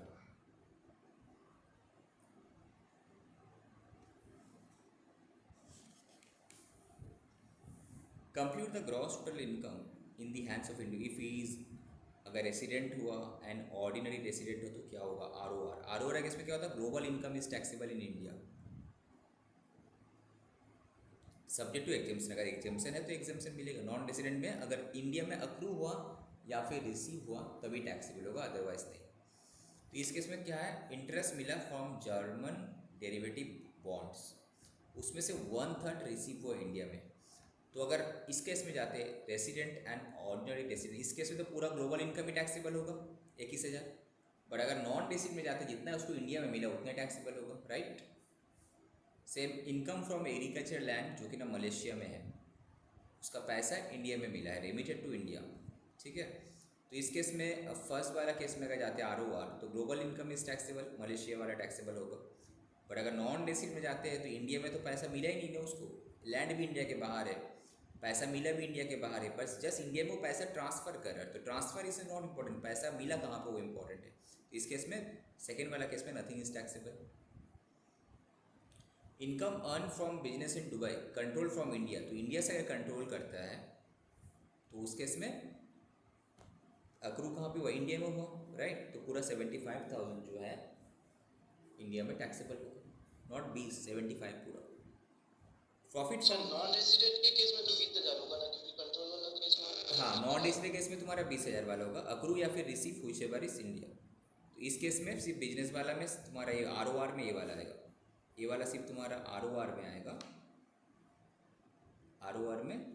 और नॉन रेसिडेंट में क्या था, अक्रू और रिसीव। अक्रू तो इंडिया में हुआ ही नहीं सबसे पहले चीज़, ठीक है, रिसीव इंडिया में हुआ तो नो इतना। और इस केस में तुम्हारा क्या होता है, बिजनेस अगर इंडिया से कोई कंट्रोल कर रहा है, अगर आरओआर है आरएनओआर है उस केस में, ये तो आरओआर है बोल के तुम्हारा क्या है, इंडिया में बिजनेस कंट्रोल करे ना करे ग्लोबल इनकम इज टैक्सेबल। अगर resident but not ordinary resident होता तब भी 75,000 ही आता उसका, और नॉन रेसिडेंट केस में जितना इंडिया में अक्रू या फिर रिसीव हुआ। उसके बाद profit from business in Mumbai control from Australia, इस केस में क्या होगा बताओ। सर 1,75,000 आर में टैक्सेबल होगा, और नॉन रेसिडेंट के केस में कुछ भी नहीं होगा, बिकॉज अक्रू भी इंडिया के बाहर हुआ, रिसीव भी इंडिया के बाहर हुआ। Interest receive from mister Ashok, NRI है जो कि ना, उससे पैसा मिला और लोन, हम उसको लोन दिए थे फॉर बिजनेस इन इंडिया। तो लोन का केस में अक्रू कहाँ पे होता है, जहाँ पे लोन यूज़ होता है, तो लोन यूज़ तो इंडिया में हुआ तो अक्रू इंडिया में हो गया, दोनों केस में टैक्सेबल होगा ये। डिविडेंड फ्रॉम ब्राउन लिमिटेड एक इंडियन कंपनी से डिविडेंड मिला है, इंडियन कंपनी से अगर डिविडेंड मिला तो उसका तुम्हारा इनकम टैक्स तो इंडिया में देने पड़ेगा। वहाँ पे इंडियन कंपनी वाला देखो वहाँ पे क्या था, कहाँ गया डिविडेंड भर रहे, कहाँ गया dividend paid by Indian company shall be deemed to be accrued in India even paid outside India. However, dividend declared by foreign company outside India shall not be deemed to be accrued in India, right? तो Indian company का dividend दे रहा है तो उसका accrue India में ही होगा, even India के बाहर भी दे रहा होगा तब भी, इसलिए तो उसको टैक्स काट के मिलते हैं।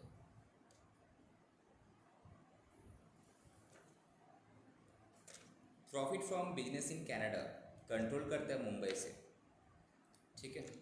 तो मुंबई से अगर कंट्रोल कर रहा है तो फर्स्ट वाला केस में तो ठीक है, ग्लोबल इनकम टैक्सेबल है। सेकंड, अगर ये RNOR रहता है, resident but not ordinary resident होता, तो उस केस में भी तुम्हारा 60,000 होता। बट नॉन रेसिडेंट केस में कितने इंडिया में आया, 60% profit deposit in bank income remitted to India. So India में रेमिट किया, रेमिट इज़ नॉट इम्पॉर्टेंट, मिला कहाँ पे, इंडिया के बाहर मिला, तो नॉन रेसिडेंट केस में nothing is taxable. Remittance and receive में दोनों डिफरेंट होता है। रेमिट में तो पैसा मिला, हम फिर इंडिया में ट्रांसफ़र किया, वो अलग चीज़ होता है। डायरेक्ट तुम्हारा जो इनकम का पैसा कहाँ पे मिला वो इम्पॉर्टेंट है। Amount receive from an NRI for the use of know how for business in Singapore. तो फर्स्ट वाला केस में तो ग्लोबल इनकम टैक्सेबल है, सेकेंड वाला केस में दोनों बाहर है, अक्रू भी बाहर, रिसीव भी बाहर, नहीं होगा। डिविडेंड रिसीव किया फॉरेन कंपनी से, इन इंडिया में रिसीव किया, ठीक है, तो इस केस में दोनों केस में तुम्हारा यहाँ पे हो जाएगा, बिकॉज यहाँ पे रिसीव इंडिया में होंगे। पास्ट ईयर का untaxed foreign income brought to India, तो ये तुम्हारा तो आना नहीं चाहिए, इसका देखो तो 17 का, ये आएगा नहीं, ठीक है। समझ में आ रहा तुम लोगों को, required residential status important. Past year जो अनटैक्स था इस बार कितने, हाँ बोलो। तो पास्ट ईयर जो untaxed foreign income brought to India, हाँ, वो तो फॉरेन टैक्स होगा सर। क्यों टैक्स होगा, अरे फॉरेन इनकम है, फॉरेन में तुम्हारा इनकम हुआ था, टैक्स नहीं लगा फॉरेन में। इंडिया में तुम ब्रॉड लेकर आया, इंडिया में तुम्हारा इनकम कब टैक्सेबल होता है, जब तुम अक्रू या फिर रिसीव इंडिया में होगा। तुम रेसिडेंट है तो ग्लोबल इनकम में टैक्सेबल, बट तेरा ग्लोबल इनकम तो इस साल का है नहीं, वो तो फॉरेन, इस साल का तो तेरा ग्लोबल इनकम है नहीं, फॉरेन इनकम तो अनटैक्स था, ब्रॉड टू इंडिया। और नॉन रेसिडेंट में तुम अगर जाएगा तो अक्रू और इंडिया दोनों, अक्रू एंड रिसीव दोनों इंडिया के बाहर है, तुम जैसे इंडिया में लेकर आया, अपना पैसा को लेकर आया भाई, तो पैसा को लेकर आने थोड़ी टैक्स पे करने पड़ता है। यहाँ भी तो तुम पैसा को क्या करें, रेमिट किया था कि यहाँ पे टैक्स पे किया था 40% का, नहीं ना, रिसीप्ट। इसको देखो, ये भी क्वेश्चन में आया हुआ था, May 18 में, 17 में आया, ये सब आया हुआ है question. Honey is working with a domestic company having a production unit in USA में है, फॉर कितना लिखा हुआ वहाँ पे देखो तो 15.1, लास्ट 15 इयर्स, लास्ट 15 ईयर्स ना।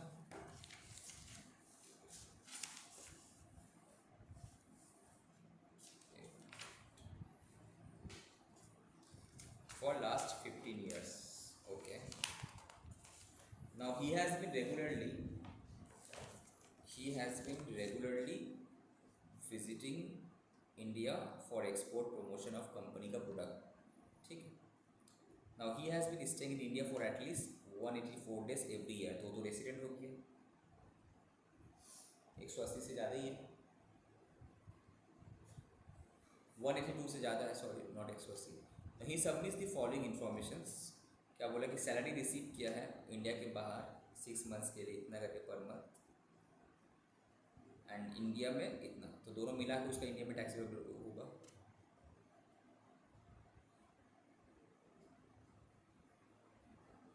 पहले चेक करना पड़ेगा कि ओनली रेसिडेंट है एंड ऑर्डिनरी रेसिडेंट है, रेसिडेंट है बट नॉट ऑर्डिनरी रेसिडेंट है। नॉट ऑर्डिनरी रेसिडेंट होगा क्योंकि 15 साल से तो बाहर रह रहा है। नाउ कहाँ बोला है, he has been regularly visiting India for export promotion of the company's product and he has been staying in India for at least 180 days for every year। Last 15 साल से इंडिया विजिट कर रहे हो, समझा, 15 साल से काम कर रहे हो तो 15 साल से इंडिया भी विजिट कर रहे हो, तो दैट मीन 15 साल इंडिया के बाहर रहा है। हाँ, इसका मतलब 15 साल से तुम्हारे इंडिया में आ रहा है, 182 दिन हर साल रह रहा हो, इसका मतलब कि आराम से ये बंदा रेसिडेंट भी होगा and resident and ordinary resident भी होगा ना। Yes sir. तो इसका मतलब है ग्लोबल इनकम टैक्सेबल हो जाएगा इस केस में। माना कि फॉरेनर है बट इंडिया में तो एक मैक्सिमम दिन ही रह रहा है, तो ग्लोबल इनकम जो है इसका टैक्सेबल होगा, इंडिया में टैक्स पे करने पड़ेगा भाई।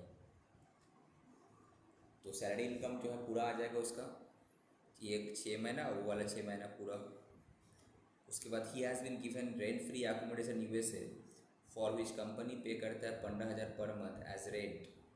ये इंपॉर्टेंट है, एग्जाम में आया हुआ है, ठीक है, देख कर जाना ये वाला। He has been given rent free accommodation in USA for which company pay करता है 15,000 per month as he comes to India, ठीक है।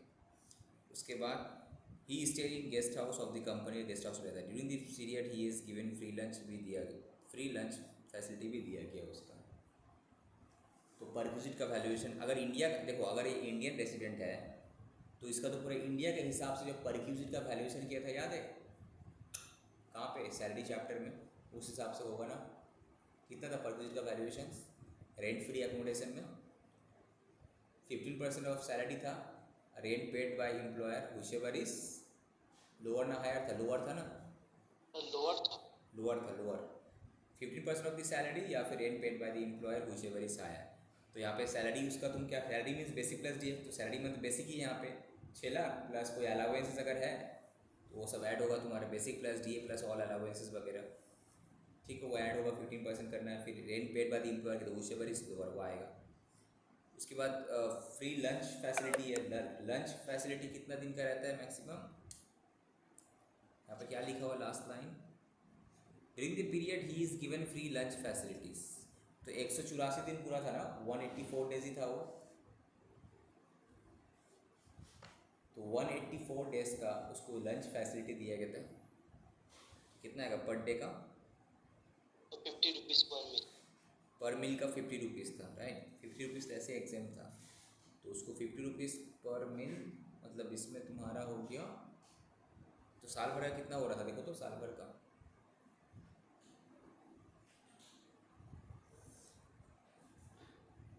9,200 हो रहा है। कितना, 9,200। 9,200 ना, साल भर का 9,200। इसका कुछ और भी इंफॉर्मेशन होगा, रुको आगे देखते हैं। Now during the previous year company income, अच्छा 48,000 दिया है, तो 9,000, 48,000 9,200 तो माइनस कर, कितना होता है, 38,800। तो इतना टैक्सेबल होगा ना। तुम्हारा साल भर का एग्जामिशन कितना है मैक्सिमम, 50 रुपया पर मील, तो 50 इंटू 2 मतलब हो गया तुम्हारा 100, 100 इंटू 184 डेज,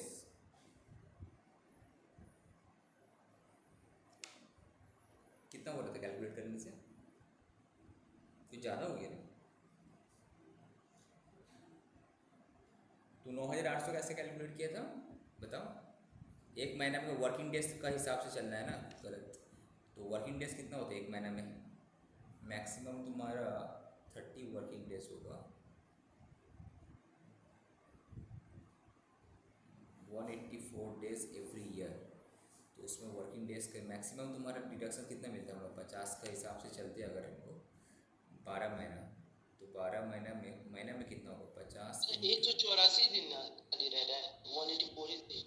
एटलीस्ट बोला है यहाँ पे, उससे लेके करने से गलत होगा। तुम एक काम करो, ऐसा करो, साल भर में मैक्सिमम कितना मिलता है, 50 इंटू 2 100 एक दिन का, तो मैक्सिमम हम लोग को मिल जाता है 30 दिन का हिसाब से भी करेगा तो 3,000, 3 12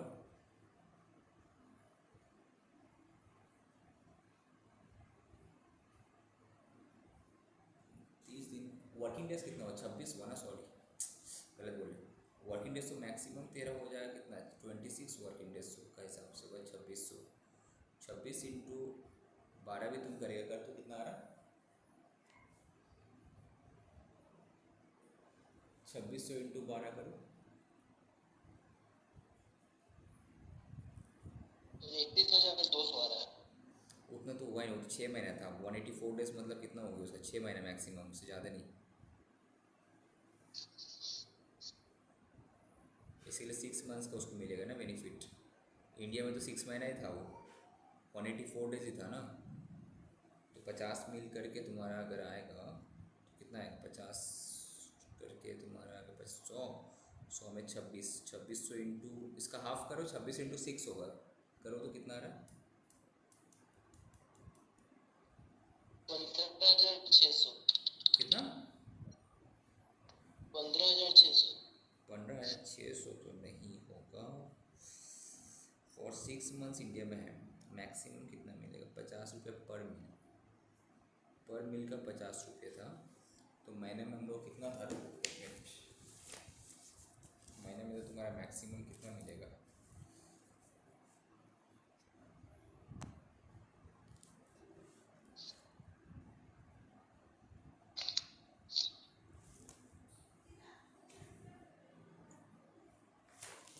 ₹50 पर मील, 9,800 डिवाइड बाई 6 करो तो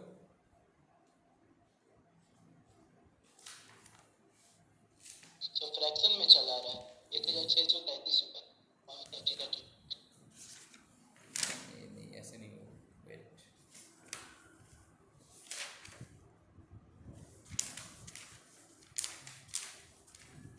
सैलरी चैप्टर में देखो लंच वाला जो हम लोग किए थे, यहाँ पे क्या बोला था, exemption ₹50 per meal only if it is sir ये तो एग्जेम्प्ट था सर 50 रुपये, तो जितना एक्सपेंडिचर इनकम कर रहा है उससे हम लोग 50 रुपये पर मील टेस्ट कर दें।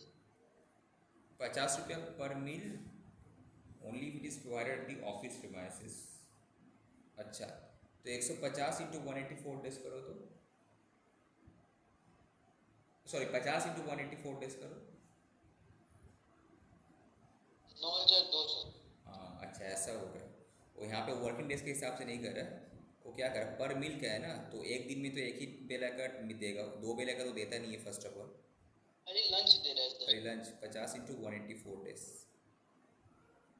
दोनों बेले का तो देता भी नहीं है ऐसे भी, तो इसीलिए जाकर महीने में अगर हम लोग करते हैं 50 इंटू 30 करेगा तो मैक्सिमम से ज़्यादा नहीं होगा, ठीक, 50 इंटू 184 डेज करने से तुम्हारा 9,200 आता है, तो उतना तुम्हारे यहाँ से माइनस हो जाएगा, 9,200 माइनस हो जाएगा, कैसे आया, 50 रुपये per day into 184 days, per day का पर मील का इतना, तो 184 days.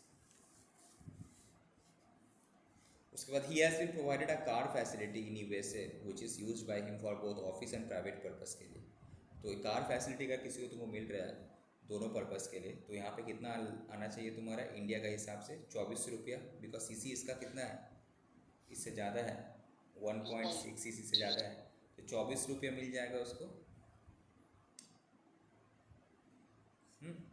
But when he is in India the car is use by member of his family only for personal purpose, India वाला को नहीं मिलेगा, सिर्फ फॉर 24 इंटू 6 मिलेगा, इसका मतलब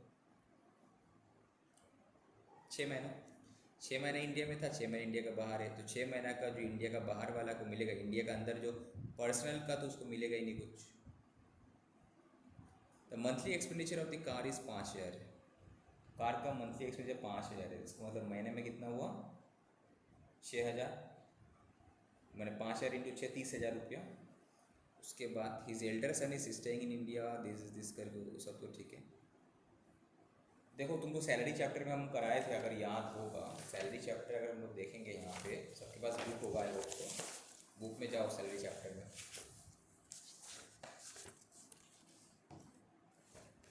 वहाँ पे ये वाला पोर्शन में जाओ,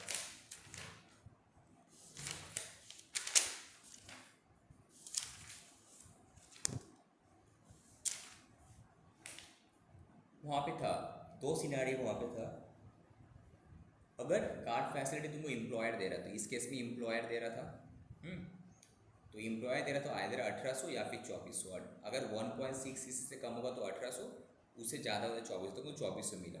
उसके बाद but when is India the car is used bye members of his family only for personal purpose, तो यहाँ पे पर्सनल पर्पस के लिए तुमको दे रहा है, ठीक है। इस केस में क्या होगा, अगर तुम डॉक्यूमेंट मेंटेन करता है, तो यहाँ पे बेसिकली हम क्या कर रहे हैं कि इफ़ डॉक्यूमेंट नॉट मेंटेन, तो क्या होगा, डॉक्यूमेंट मेंटेन तो क्या होगा, इस केस में तुम्हारा कोई डॉक्यूमेंट तो मेंटेन ही नहीं कर रहा है, तो अगर एक्सक्लूसिवली पर्सनल 2 नंबर पॉइंट हुआ ये, बिकॉज ये पार्टली है ही नहीं। 2 नंबर पॉइंट जो था पेज नंबर 2.22 में कि perquisite in case of motor car for exclusively personal purpose, तो amount of expenditure incur by the employer on maintenance plus amount paid to driver plus 10% of the actual cost of motor car minus any reimbursement. तो इस case में तुम्हारा पूरा खर्चा जो है 5,000 into 6 employer पे कर ये ऐड होगा, प्लस वो जो मोटर कार का जो कॉस्ट था उसका 10% भी ऐड होगा ना, ठीक है। नेक्स्ट क्या किया, his elder son studying in India for which his employer spend 12,000 per year, while his younger son is studying in USA and stays in a hostel for which Mr. Honey gets इतना as a combined allowance. तो combined allowance उसको मिल रहा है, hostel plus children मिला के maximum कितना मिलेगा उसको, 300 रुपया। कितना मिलेगा मैक्सिमम,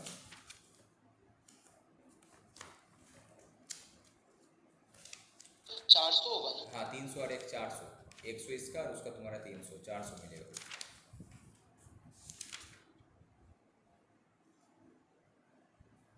ठीक है, मिलने तो तुम्हारा 400 चाहिए। बट प्रॉब्लम यहाँ पे क्या है कि यहाँ पे उसका elder son is studying in India for which is employer spend करता है 12,000 रुपया। इस केस में तो ये वाला इस केस में तो तुम्हारा कोई अलाउंस ही नहीं है, तो डायरेक्टली तुम्हारा फुली टैक्सेबल होगा ये तो कोई एजुकेशन अलाउंस उसको नहीं मिल रहा, राइट। दूसरा वाला जो केस है ये वाला, एंड उसका और एक जो हॉस्टल का जो अलाउंसेस मिला है उसको 3,000 करके, वहाँ पे 3,600 रुपया, ये भी टैक्सेबल हो जाएगा बिकॉज जो एजुकेशन फैसिलिटी है इंडिया का बाहर उसको मिल रहा है। क्या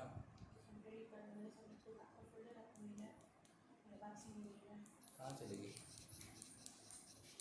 यहाँ पे देखो तुमको अलाउंसेस का एग्जाम्पशन नहीं मिलेगा, क्योंकि दोनों केस में क्या है, तुम्हारा जो स्टडी कर रहा है इंडिया के बाहर है, तो इंडिया का बाहर करेगा तो तुमको नहीं मिलेगा। देखो वहाँ पे जब हम लोग वहाँ पे थे एजुकेशन अलाउंस वाला पोर्शन कर रहे थे, वहाँ पे देखना अगर इंडिया का अंदर करेगा तो यहाँ तो इंडिया के बाहर कर रहा है तो कोई एग्जाम्पशन नहीं मिलेगा, फुल्ली टैक्सेबल होगा ये।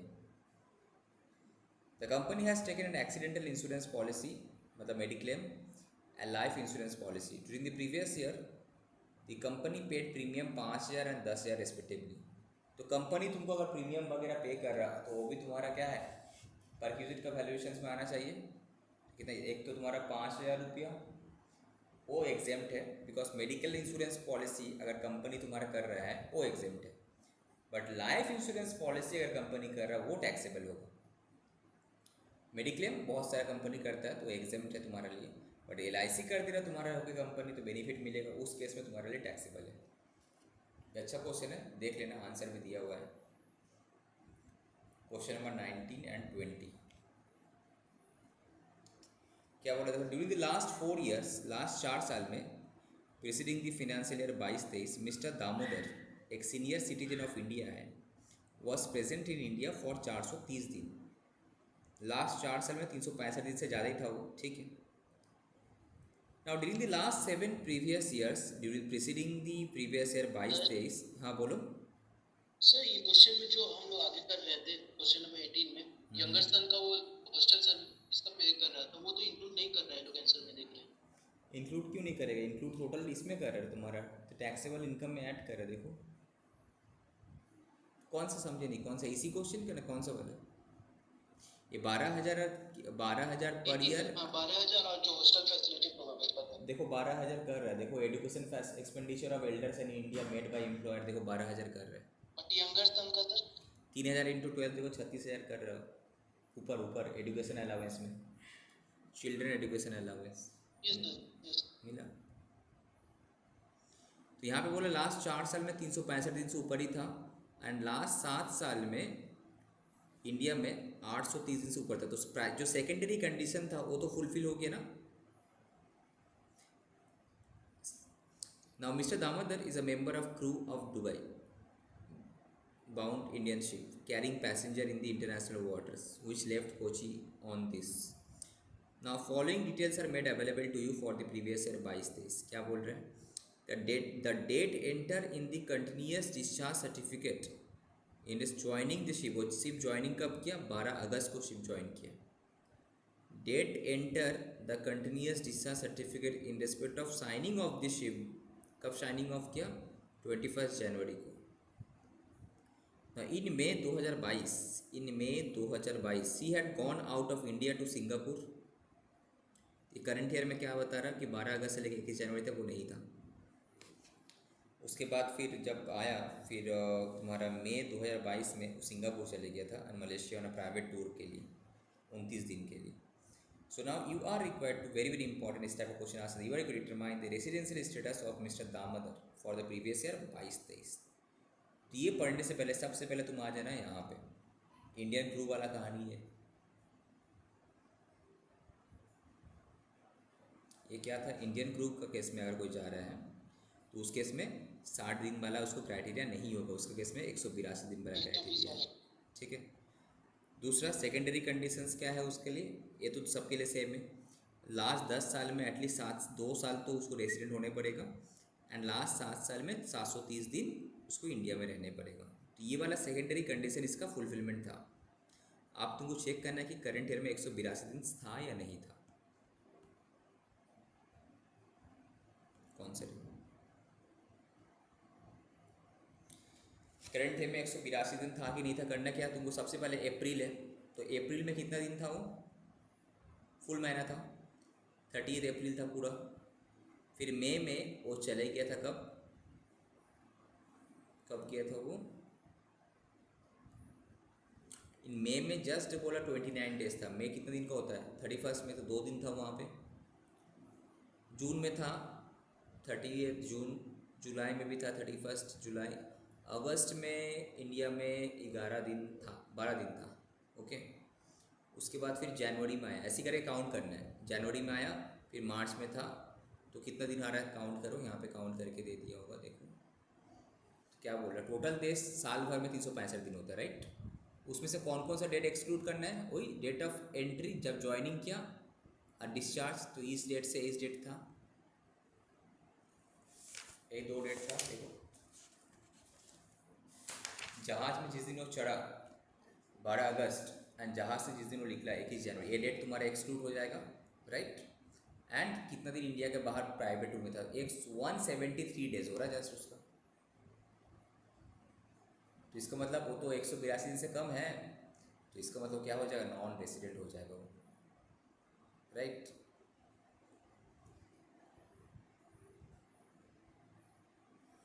Question number 20। Daisy Limited, एक foreign company incorporated in USA and engaged in the manufacturing and distribution of diamonds, set up a branch office in India में ब्रांच ऑफिस सेटअप किया। The branch office was required to purchase uncut and unassorted diamonds from the dealer of Mumbai से diamond purchase करके उसको export कर रहा था USA में। So during the previous year 22-23, profit from such export amounts to 75 lakh. Out of 20 shareholder of Daisy Limited, 12 shareholder are non-resident in India है and all the major decisions were taken through board meeting held in USA. सबसे पहले इसका residential status बताओ और क्या होगा India इसमें। तो इसका रेसिडेंशियल स्टेटस क्या होगा? फॉरेन कंपनी होगा ना इंडियन कंपनी होगा? बोलो। फॉरेन कंपनी होना चाहिए। डेफिनेशन अगर तुम देखेगा, अगर इंडियन कंपनी है तो, या फिर उसका एफएटी मैनेजमेंट कहाँ है, तो इस केस में मेजर डिसीजन इंडिया के बाहर होता है, तो एफएटी मैनेजमेंट तो इंडिया के बाहर है, तो ये क्या है? नॉन रेसिडेंट कंपनी होगी। अगर नॉन रेसिडेंट है तो इंडिया में टैक्स तभी देगा अगर उसका अप्रूव और रिसीव इंडिया में हुआ तो। अब इस केस में क्या हुआ? नो। अब इस केस में वो इंडिया में आता है सिर्फ और सिर्फ परचेज के लिए, उसके बाद एक्सपोर्ट करता है, तो उस केस में तुम्हारा अप्रूव इंडिया में नहीं होगा, right. It would not be deemed to approve in India. अच्छा क्वेश्चन था, ठीक है। तो हम TDS TCS वाला कराते हैं। तो भेजा है चैप्टर